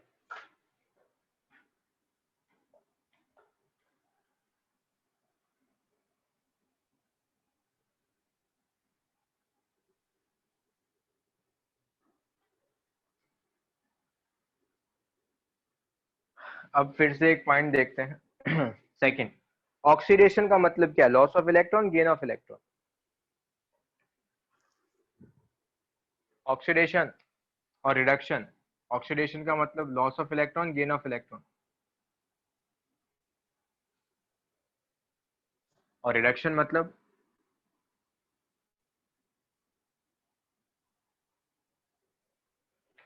Okay good. ऑक्सीडेशन का मतलब तो क्या होगा, लॉस ऑफ इलेक्ट्रॉन, इसका मतलब गेन ऑफ इलेक्ट्रॉन। अगर किसी का खुद का ऑक्सीडेशन हो रहा है तो वो कौन सा एजेंट होता है, रिड्यूसिंग एजेंट या ऑक्सीडाइजिंग एजेंट, ऐसा कुछ पढ़ा है? यस। तो अगर किसी का खुद का ऑक्सीडेशन हो रहा है तो वो कौन होता है, रिड्यूसिंग एजेंट या ऑक्सीडाइजिंग एजेंट? ठीक है, जिसने नहीं देखा तो वो चीज ध्यान रखो, अगर किसी का खुद का ऑक्सीडेशन हो रहा है तो वो होता है रिड्यूसिंग एजेंट।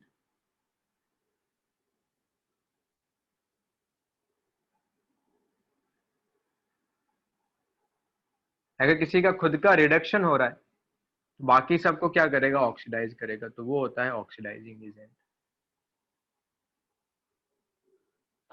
ठीक है। तो अगर सपोज तुम्हारे पास इफ वी से अगर लिथियम है, लिथियम से जा रहा है लिथियम प्लस प्लस एक इलेक्ट्रॉन, तो अगर सपोज ऐसे ही सुनो कि अगर मैं बात करूं लिथियम की, लिथियम लिथियम मतलब है, तुम एक काम करो, तुम सोडियम ले।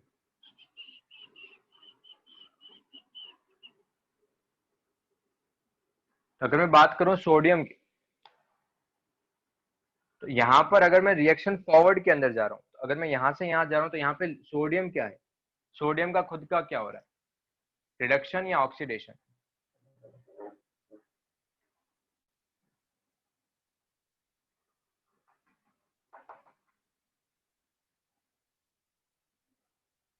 क्या हो रहा है, उसने अपना एक इलेक्ट्रॉन लॉस किया, तो इसका खुद का क्या हो रहा है, ऑक्सीडेशन।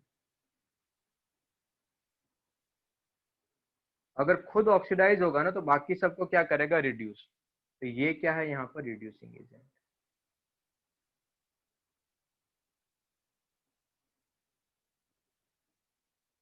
ठीक है, तो वो चीज ध्यान रखना।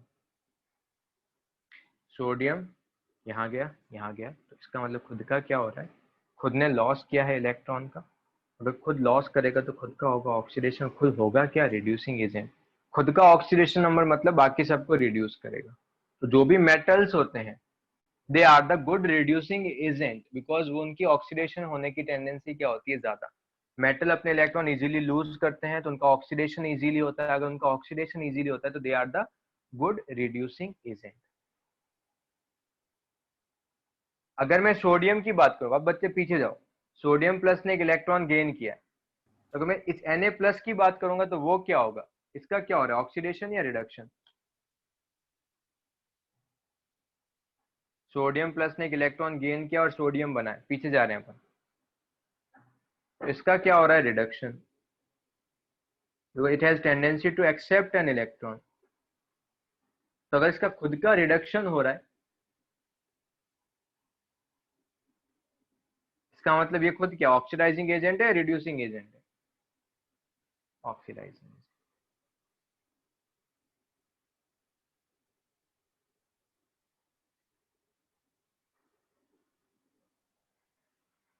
तो metals have tendency to lose electrons, so they are the reducing agent। तो ये चीज हमेशा ध्यान रखना, मेटल्स क्या होते हैं, रिड्यूसिंग एजेंट। अब अगर सपोज मैं तुमको बोलूं कि तुम मेरे को कंपेयर करके बताओ, if you have lithium, sodium, potassium, rubidium and caesium, किसका आयोनाइजेशन एनर्जी ज्यादा होगा।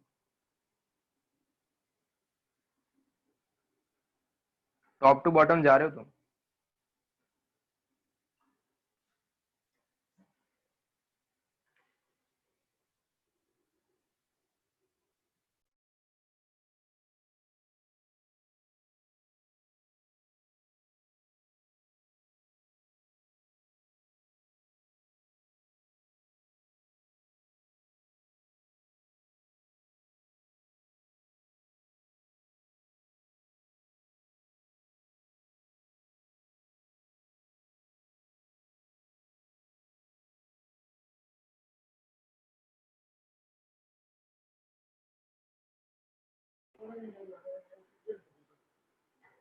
तो लिथियम का आयनाइजेशन एनर्जी क्या होगा सबसे ज्यादा। लिथियम का आयनाइजेशन ज्यादा होने का मतलब वो अपना इलेक्ट्रॉन इजीली लूज करेगा, it is difficult to loose.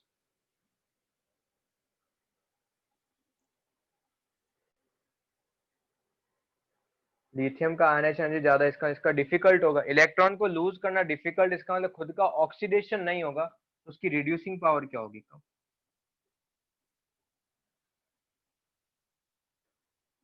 अगर वो अपना उसका खुद का ऑक्सीडेशन नहीं हो रहा इजीली, इसका मतलब उसकी रिड्यूसिंग पावर क्या होगी, लिथियम की सबसे कम। ये क्लियर है सबको।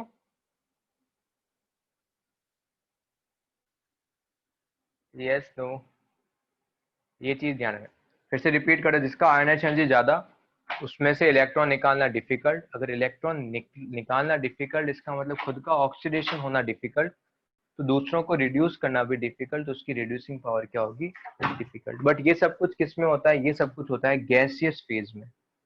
सर गैसियस फेज का मतलब सारे के सारे गैस फॉर्म में होंगे तब ये होगा। अगर एक्वस फॉर्म में होंगे तो ऑर्डर डिफरेंट आता है, क्या आता है वो अपन बाद में देखेंगे। यहाँ पे लिथियम भी किस फॉर्म में है, gas gas gas gas and gas. Aqueous में डिफरेंट होता है, बाद में देखेंगे। अब तुम एक चीज ये बताओ, अगर मैं मेटेलिक कैरेक्टर जो अपना इलेक्ट्रॉन इजीली लूज कर ले, इसका एक और प्रॉपर्टी है third, it is the metallic character. तो तुम मेटेलिक कैरेक्टर मैंने तुमको पहले भी बताया कंपेयर करना, बट तुम यहाँ से भी कर सकते हो। अगर तुम फॉर्म लेफ्ट टू राइट जाओगे, metal have tendency to lose electron, तो लेफ्ट टू राइट में आयोनाइजेशन एनर्जी तुम्हारे पास क्या होता है, बढ़ता है, एंड टॉप टू बॉटम में आयोनाइजेशन एनर्जी क्या होता है, कम होता है। अगर ionization energy from left to right बढ़ रहा है तो मेटेलिक कैरेक्टर क्या होगा, बढ़ने का मतलब इलेक्ट्रॉन इजीली लूज नहीं करेगा वो। अगर इलेक्ट्रॉन इजीली लूज नहीं करेगा तो मेटेलिक कैरेक्टर क्या होगा उसकी टाइम। अगर इलेक्ट्रॉन लूज नहीं करे इसका मतलब मेटल की टेंडेंसी नहीं है, तो मेटेलिक कैरेक्टर क्या होगा इस वाले केस में, डिक्रीज। अगर आयनिक एनर्जी टॉप टू बॉटम में डिक्रीज हो रहा है, इसका मेटेलिक कैरेक्टर क्या होगा, बढ़ेगा। और नॉन मेटेलिक कैरेक्टर एग्जाम में कभी कभी कंफ्यूज करने के लिए ये भी पूछते हैं, तो अगर मेटेलिक कैरेक्टर बढ़ रहा है या कम हो रहा है तो नॉन मेटेलिक कैरेक्टर क्या होगा, कम होगा एंड बढ़ेगा।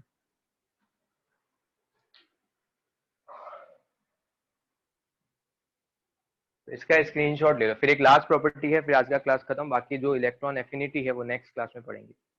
जल्दी से इसका पिक्चर ले लो, और कुछ डाउट है तो पूछ लो।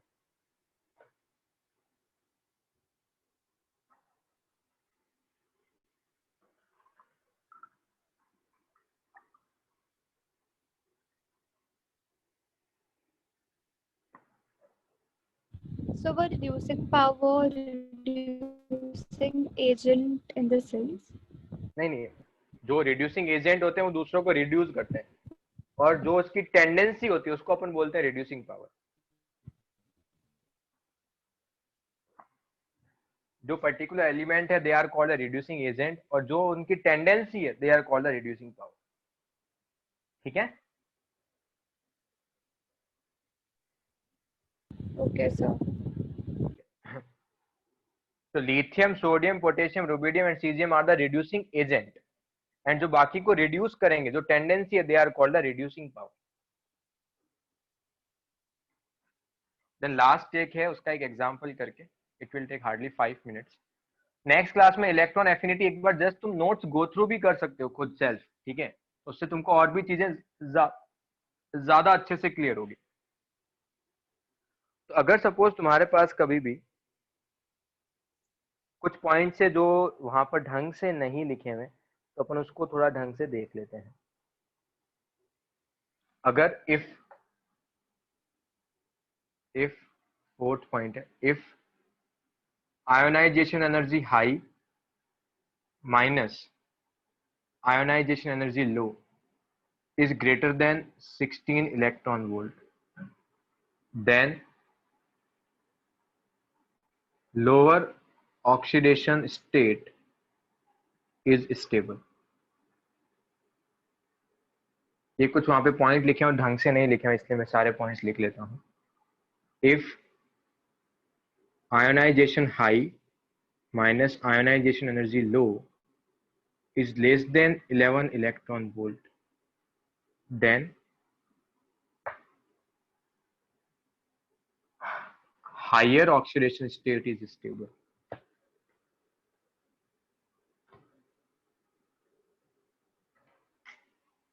And 6, if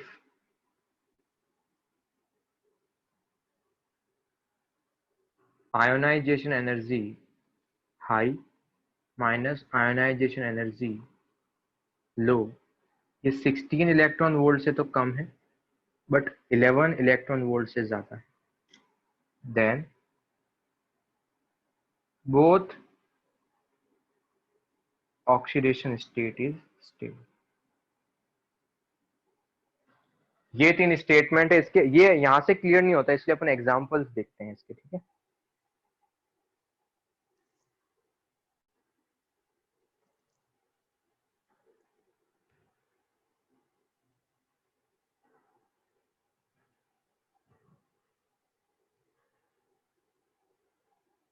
तो लेट्स से एक एग्जांपल देखते हैं।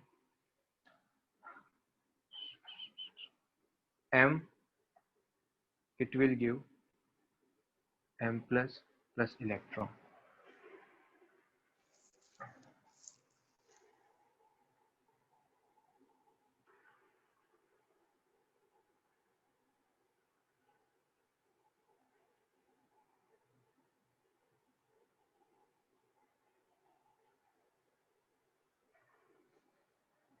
उसके बाद m plus it will give m plus 2 plus electron, then m plus 2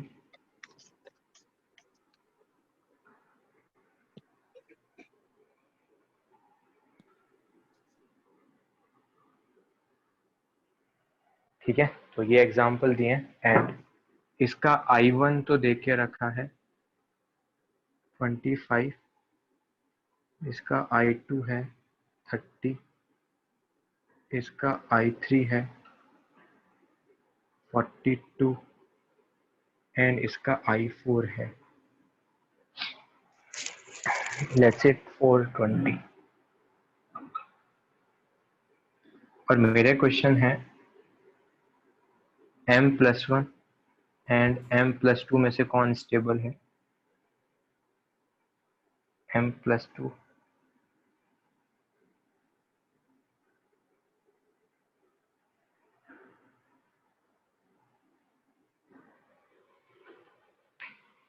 मतलब क्वेश्चन क्या है, +1 और +2 है तो उसमें से कौन ज्यादा स्टेबल है?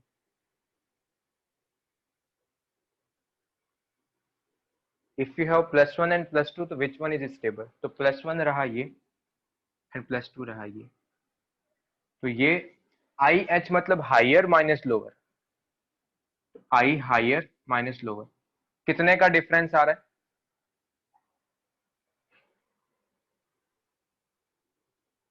कितने का डिफरेंस आ रहा है हायर माइनस लोअर का? 5। तो अगर हायर माइनस लोअर में डिफरेंस कितने का आ रहा है? 5। तो अब तुम बताओ 5 आ रहा है तो कौन सी कैटेगरी में लाई कर रहा है? इस कैटेगरी में। तो कौन स्टेबल होगा? हायर वाला ज्यादा स्टेबल होगा। तो कौन स्टेबल होगा, +2 या +1? +2 या +1?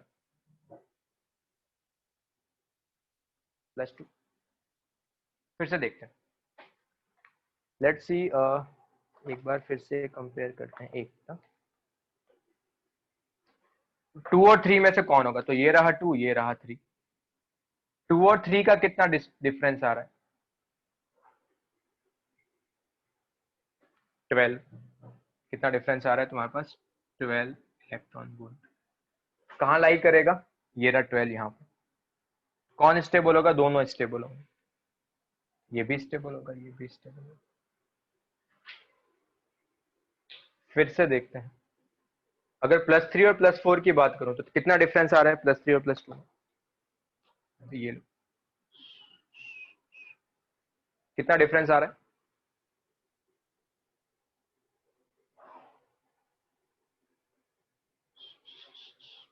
बोलो यार जल्दी। 378। 400 कहां से आ रहा है? क्या कर रहे हो? 42 सब्ट्रैक्ट कर रहे हैं।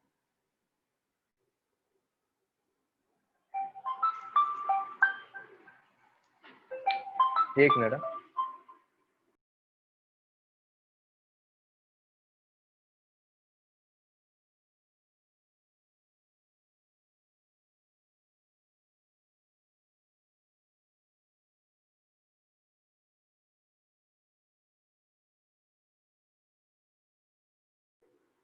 या तो इस वाले केस में क्या होगा? कौन स्टेबल होगा, +3 या +4? ये कहां पे आया? ये लाई करेगा यहाँ पे। तो कौन स्टेबल होगा, +3 या +4?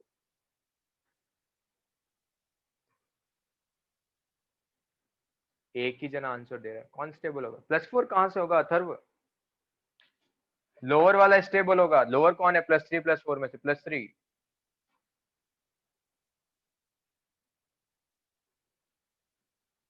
ये जो मेटल है इसके +2 and +3 is stable configuration. Okay ठीक है अथर्व, नो प्रॉब्लम। इसका स्क्रीनशॉट ले लो। तुम्हारा क्लास यहीं पे फिनिश है, किसी को कुछ डाउट है तो पूछ लो।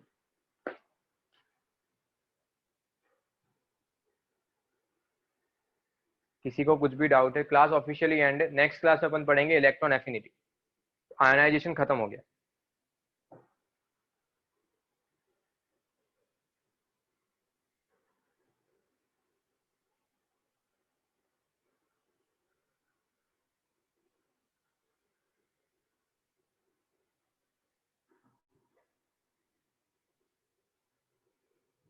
ओके जिसको भी डाउट है तो अपना माइक ऑन करके पूछ लो। किसी को और भी इन जनरल भी कुछ पूछना है?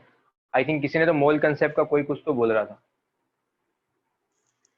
तो उसका क्या डाउट है वो पूछ लो। Sir, I've WhatsApp you the questions before. हाँ तो बच्चे एक बार वापस से अभी एक बार कुछ तो मैसेज करो उस चैट पे ताकि अपन डिस्कस कर लें।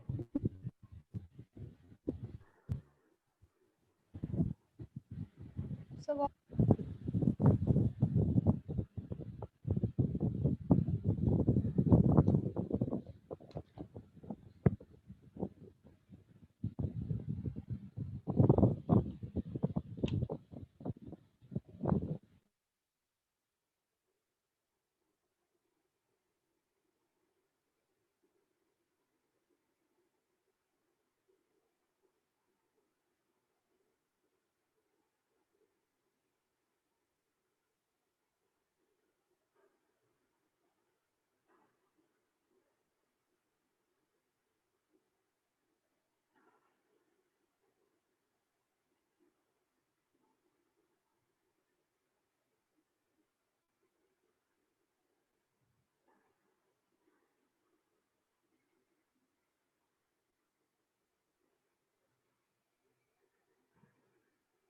कुछ तो डाउट था ना तुमको मोल कंसेप्ट के बारे में, क्या था मैं वो पूछ रहा हूँ शानिया, वो पूछ लो।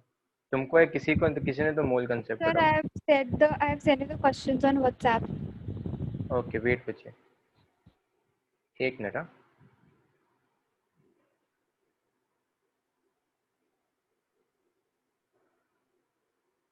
तो मेरे पास तो नहीं आया अभी तक कोई। तो अभी कुछ हाई ऐसा कुछ मैसेज किया है क्या?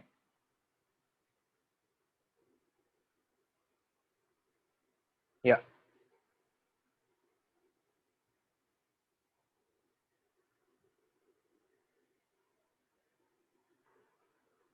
क्या नाम है तुम्हारा? Sanya. ओके तुम कोई मोल कंसेप्ट के तुम कोई डाउट है? यस, तो क्या डाउट है बोलो। जो तुमने टिक मार्क किए हैं वो है?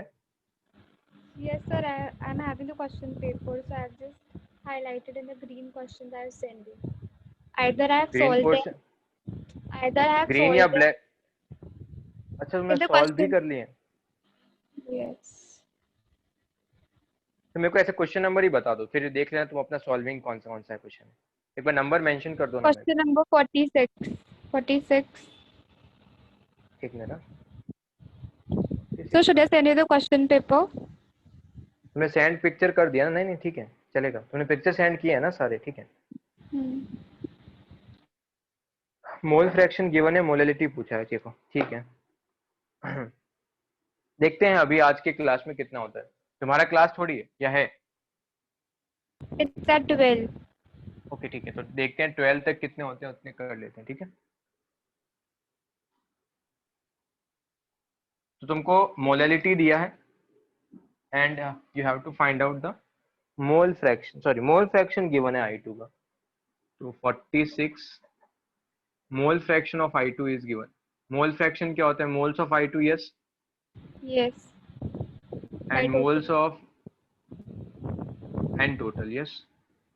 क्या तुमको ये समझ में आता है? मोल्स ऑफ I2 तुम्हारे पास कितना है? 0.3। तो मोल्स ऑफ H2O कितना होगा? I2 किस में, बेंजीन में है क्या? Yeah, benzene. बेंजीन में, तो मोल फ्रैक्शन बेंजीन का कितना होगा? अगर इसका 0.3 है तो मोल फ्रैक्शन या इसका या फिर तुम एक काम ये भी कर सकते हो, सुनो एक चीज देखो। जब भी तुमको है ना एक कोई वैल्यू गिवन हो ना, कुछ लेट से एक कंसंट्रेशन टर्म्स गिवन है, तो जब से पहले जो डिनोमिनेटर में हो ना उसको कुछ भी अज्यूम कर लो। तो यहाँ पर सबसे कन्वीनियंट वे क्या है कि मैं जो है इसको क्या अज्यूम कर लेता हूँ, 1। एन टोटल को क्या मान लो? एन टोटल कितना है सर? 1। सर 2 मान सकते हैं कि तुम 2 मान लो, तुम 5 मान लो, तुम 10 मान लो, जो भी तुम्हारा मन है वो मान लो, बट उससे आंसर चेंज नहीं होगा तुम्हारा। तो मैं 1 मान के कर रहा हूँ, तो तुम एक बार घर पे 2 मान के कर लेना, सेम आंसर आएगा। अगर एन टोटल 2 है तो मोल और मोल फ्रैक्शन 0.3 है, ये कितना है? 0.3। तो मोल्स ऑफ I2 कितने हो जाएंगे बोलो? 0.3 by 1. 0.3/1। अगर 2 मानते तो 0.3 इंटू 2 हो जाता, यस। Divide by 2. Yes. यहाँ पे डिवाइड बाई 2 तो इसलिए मल्टीप्लाई होता, देन मोल्स ऑफ I2 मिलते तुमको 0.6, यस। Okay, so yes. और मोल्स ऑफ बेंजीन कितने हो जाएंगे? टोटल 1 है और ये तुम्हारे पास 0.3 है, तो बेंजीन कितना हो जाएगा? 0.7 हो जाएगा। Yeah. और तुमको पूछा है मोलैलिटी। मोलैलिटी क्या होगा? Moles of I2 divided by weight of solvent. Weight of solvent क्या है? सॉल्वेंट है यहाँ पर बेंजीन, और उसका किस में होना चाहिए, केजी में होना चाहिए। Yes, Yes, sir. तुमको मोल्स बेंजीन के पता है क्या, तुम वेट निकाल सकते हो बेंजीन का? Yeah, by multiplying it by molar. ये 0.7 है। क्या तुमको बेंजीन का मॉलिक्यूलर वेट पता है? Approximately 78. गुड, अप्रोक्सीमेटली कितना होगा, 78। यस, बट ये तो किस में आई, ये तो वेट ग्राम में आया, बट तुमको किस में चाहिए, केजी में चाहिए, तो डब्ल्यू किस में लिख सकते हो तुम? ये ठीक है। Yes, sir. तो मोलैलिटी कितना आ जाएगा, ये आ जाएगा, इट्स 0.3 I2 के moles divided by 0.7 into 78 divide by 1000, मतलब मल्टीप्लाई बाय 1000। कर लोगे सॉल्व? Okay, sir. जब भी ऐसा एक कंसंट्रेशन टर्म्स आए और दूसरी कंसंट्रेशन टर्म्स पूछी हो, तो जो कंसंट्रेशन टर्म्स गिवन है उसमें डिनोमिनेटर में जो टर्म्स है उसको कुछ भी अज्यूम करके फिर सॉल्व कर लो। और बताओ फिर कौन सा है? Question 48. बच्चे 48 में सबके मोल्स तो 1 है, तो सबसे ज्यादा आयंस कहाँ मिलेंगे? ये किसने क्वेश्चन दिया है, मतलब किया है इन्होंने?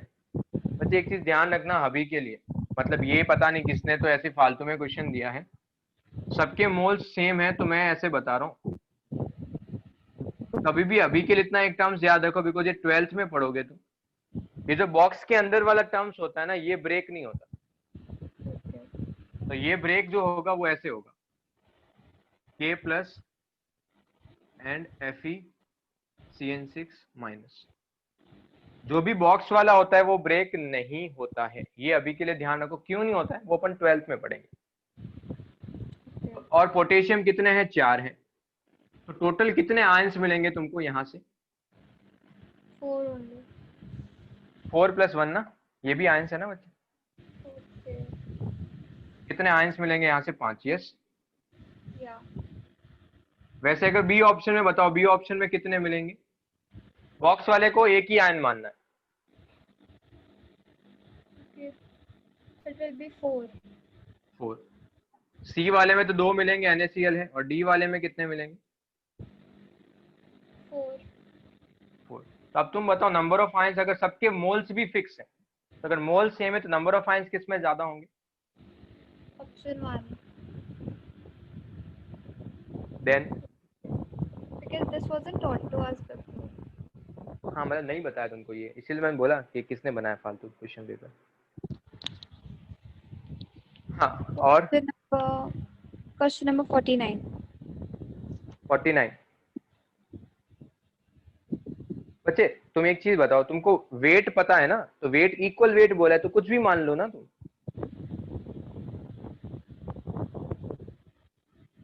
तो लेट्स से दोनों का वेट W है, या तुम दोनों का वेट कितना मानना है, तुम बताओ क्या मान सकता हूं मैं? तुम कुछ भी एक नंबर ले लो, अपने आप पता चल जाएगा तुमको क्या मानना कन्वीनियंट है। एक तुम्हारे पास है SO2, एक है तुम्हारे पास O2, दोनों का सेम वेट है, 100 मान ले। Hello, So can you repeat? मैं बोला हूँ इन दोनों का इक्वल वेट है, वेट मतलब W दोनों का सेम है, तो क्या माने अपन उसको, 100 मान लें या कुछ भी ऐसा नंबर मान लें जो अपने मर्जी का हो। तो लेट्स से 100 मान लेते हैं, तो अगर ये 100 है तो इसका मोल्स कितने होंगे, 100/32। यस, इसके मोल्स कितने होंगे, 100/64। यस, तो अगर मोल्स किसके ज्यादा हैं, फर्स्ट वाले के सेकंड वाले के?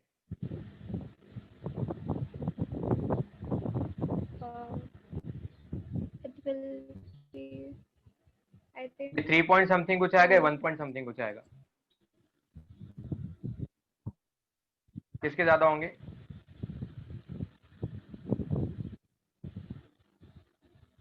first then. फर्स्ट के। अगर इसके मोल्स ज्यादा हैं तो मॉलिक्यूल्स भी ज्यादा होंगे O2 के। खत्म। Sir, I have done this question by different but method. उसने रेशियो पूछा है, ठीक है ठीक है ठीक है, तो रेशियो निकाल लो। तुम रेशियो निकालो, एक काम करो, तो moles of O2 upon moles of SO2, इसको लिखूंगा 100/32 डिवाइडेड बाय 100/64। ये ठीक है बच्चे? Yes, sir. इसका रेशियो क्या आएगा? 2/1। Yeah. इसका स्क्रीनशॉट ले लो, फिर नेक्स्ट क्वेश्चन बताओ कौन सा है। क्वेश्चन इजी है यार, मतलब ये होने चाहिए। Okay.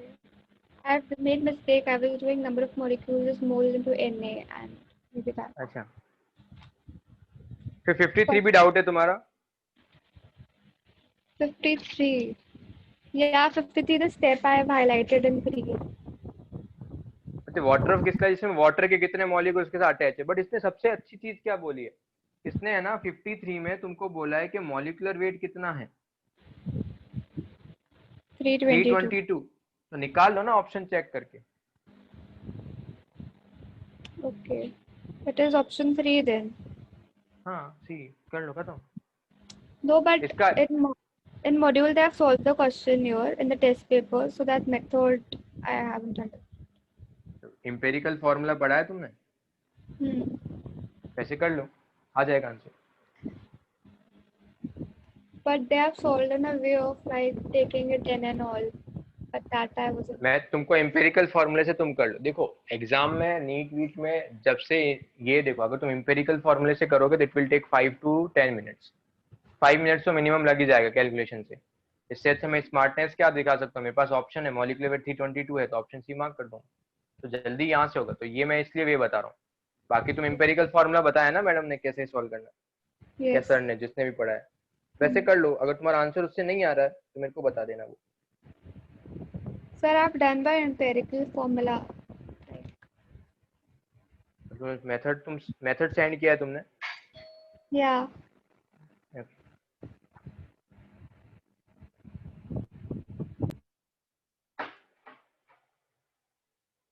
कहाँ पर है, मेरे को नहीं मिल रहा है वो।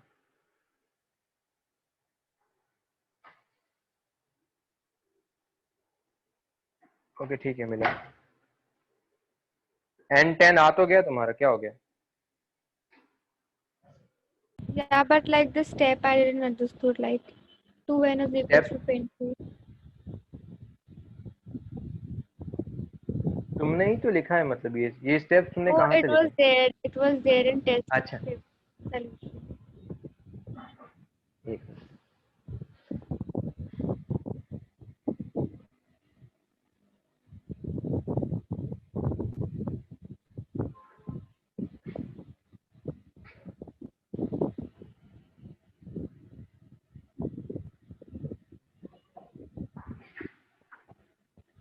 अच्छा तुम उसको वो स्टेप छोड़ो, उसने कुछ तो अलग किया है। तुम एम्पेरिकल फॉर्मूला जो होता है ना, सोडियम के एटम्स निकालो, फिर सल्फर के, फिर वैसे कर सकते हैं अपन। Yes, sir. वैसे सॉल्व करो, तुम्हारा आंसर आ जाएगा। उन्होंने कुछ तो अलग किया है, बट वो गलती है।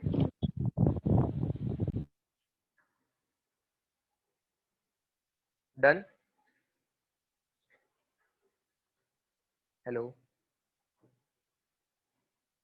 Yes, sir. Okay, then next.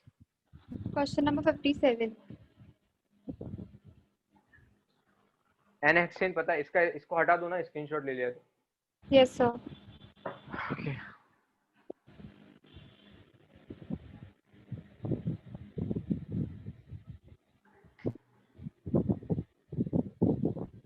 Hexane का फॉर्मूला पता है क्या होता है? No. हेक्सेन होता है तुम्हारे पास, इट्स C6H14। इसका तुम कंबशन करवा रहे हो O2 के साथ, कंबशन से क्या मिलता है? CO2 प्लस H2, ये पता है? उसके बाद हेक्सेन लिखा है, ठीक है। ऑक्सीजन कितना चाहिए, तो रिएक्शन को बैलेंस कर लो, तो 6 कार्बन यहाँ पर, 14 है तो 7 हाइड्रोजन यहाँ पर। ऑक्सीजन कितने होंगे? 12 + 7 19, तो यहाँ पर क्या लिख दूंगा? 19/2। ये ठीक है। Yes. अच्छा, इसका वेट दे के रखा है केजी में, तो इसका वेट है ये। क्या यहाँ से मोल्स ऑफ C6H14 निकाल सकते हैं अपन? तो मोल्स ऑफ O2 कितना रिक्वायर्ड होगा? मोल्स ऑफ O2 हो जाएगा 19/2 into moles of C6H14, ये पता है तुमको? Stoichiometry, right? क्या स्टोइचियोमेट्री? तो इसके मोल्स पता है मेरे को, ये 19/2 से मल्टीप्लाई करूंगा तो मोल्स ऑफ O2 आ जाएगा, मोल्स ऑफ O2 से मेरे पास वेट ऑफ O2 आ जाएगा। देन 58 भी डाउट है, यस? 58, yes. ऑक्जेलिक एसिड पता है क्या होता है? No. It's H2C2O4। इसके 0.25 मोल्स हैं। So, but it was like anhydrous. हाँ, तो उससे नहीं फर्क पड़ता। एनहाइड्रेट मतलब यहाँ पे जनरली एक्चुअल में इसका फॉर्मूला ये होता है, तो ये बोल रहा है कि यहाँ पे वाटर नहीं है, ठीक है?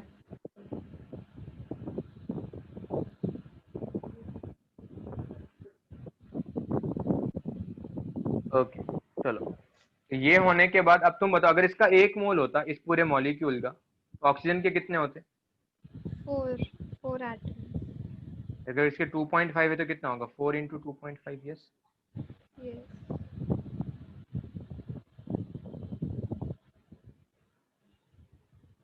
Okay, Chloroform Chloroform actually I wasn't knowing in the exam, so maybe I. हाँ, तो मतलब ये पता नहीं यार, मतलब फॉर्मूला देना चाहिए था उनको, बट नहीं दिया उन्होंने। बच्चे 2 ग्राम क्लोरोफिल है तो उसमें वेट ऑफ मैग्नीशियम कितना होगा? क्या मैं ऐसा लिख सकता हूँ?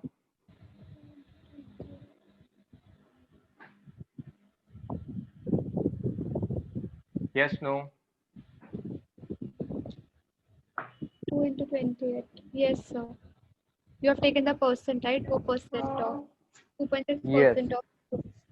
Yes yes yes yes. तो इसका मतलब यहाँ से वेट आ गया तो मोल्स आ जाएंगे, यस? Yeah. और वहां से number of molecules, number of atoms आ जाएंगे, yes? Actually, the answer Next. was quite big solving here. It is in points. But ठीक है, इसको सॉल्व कर दो, हमारे पास आ जाएगा, क्योंकि ये अप्रोक्सीमेट 24 से डिवाइड कर अप्रोक्सीमेट वैल्यू ले लो, चलेगा? उसके बाद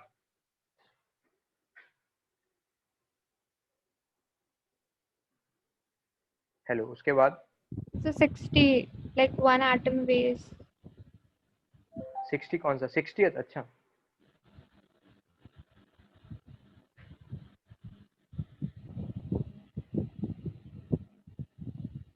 one atom of element is this, इसका वेट इतना दिया है। तो एक चीज ये देखो, हाँ, तो देखो, क्या मैं ये फॉर्मूला लगा सकता हूँ? Moles is equal to weight upon molar mass is equal to n upon Na, yes? Sorry, capital N, number of atoms upon Na, yes? Yes, sir. Weight कितना है? 6.643 into 10 to the power minus 23। मेरे को molar mass नहीं पता तो capital M लिख लेते हैं। नंबर ऑफ एलिमेंट, कितने एलिमेंट से एक एटम है उसका, yes? Yeah. Divide by Na कितना लिख सकता हूँ मैं? 6 into 10 to the power 23, yes? क्या यहाँ से मेरे पास मोलर मास आ जाएगा? Yes. और इसने पूछा है कि 20 kg में मोल्स कितने होंगे, तो 20 kg मतलब 20,000 gram divide by mole M करूंगा तो मोलर मास आ जाएगा मेरे पास। सॉरी, डिवाइड बाय M करूंगा तो मोल्स आ जाएंगे मेरे पास, yes? Yeah. Then Question number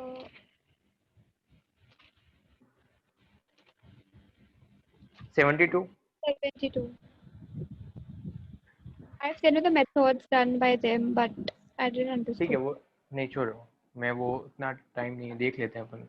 तुमको ये फॉर्मूला पता है? M1V1 is equal to M2V2? Yes, sir.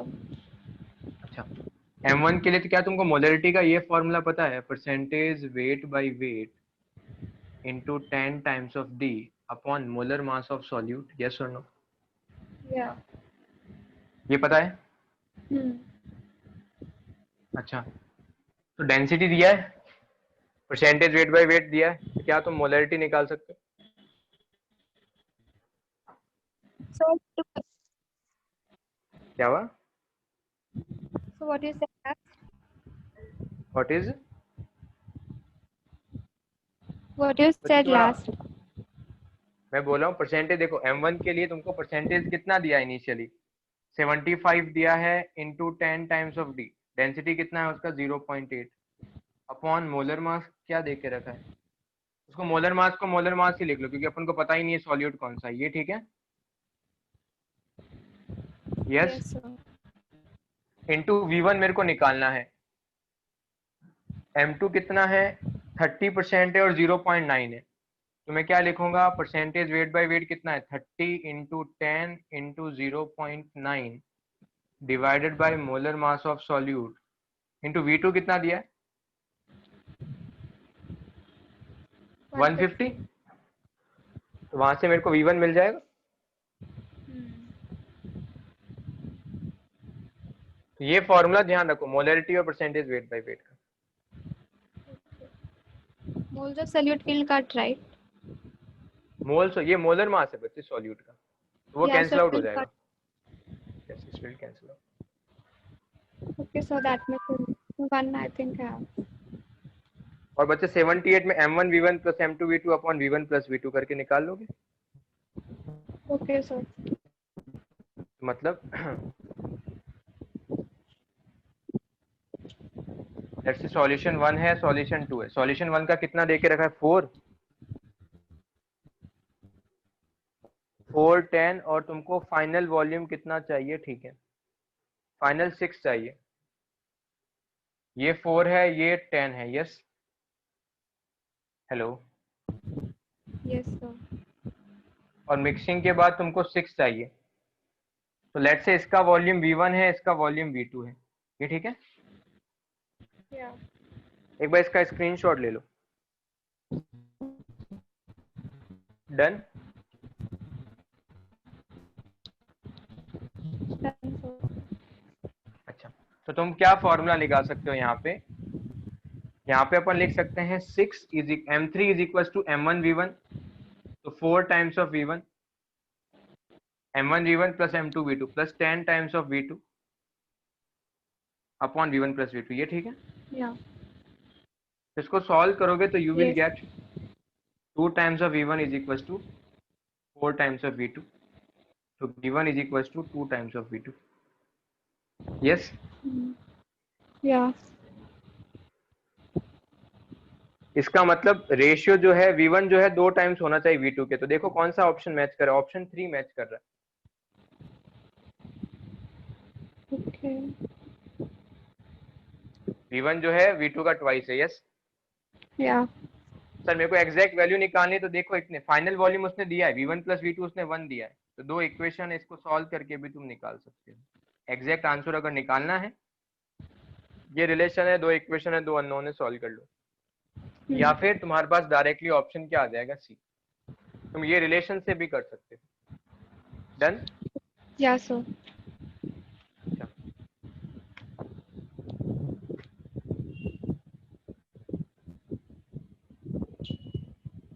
83 बताना है क्या? 83.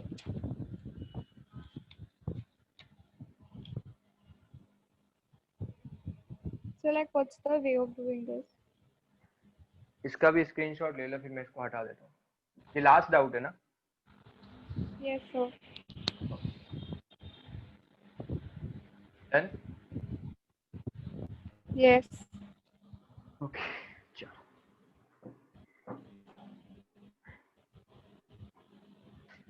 तो यहाँ से what we can do one thing. अगर सपोज H2SO4 है, तो इसका कंसंट्रेशन है 0.020। Yes. Yeah. Yes. Yes, sir. इसका कंसंट्रेशन ये है, H प्लस का कंसंट्रेशन कितना होगा? 0.04,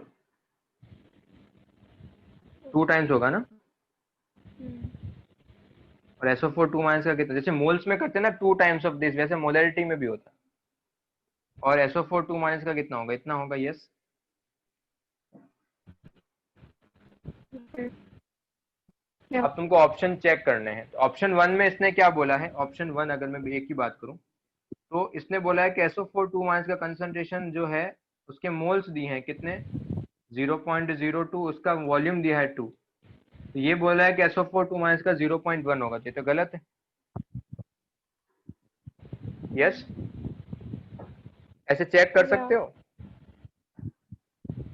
Okay, so I'll let's say check. H plus का देखते हैं। ऑप्शन बी में क्या है, H प्लस के मोल्स, H प्लस की कंसंट्रेशन कितनी है, H प्लस के मोल्स है 0.08 और वॉल्यूम कितना है 2, तो कितना आएगा 0.04 आएगा। क्या H प्लस 0.04 है? यस, इसका ऑप्शन बी आंसर हो जाएगा। ठीक है, hello, Yes, sir. Thank you. Okay, चलो बाय।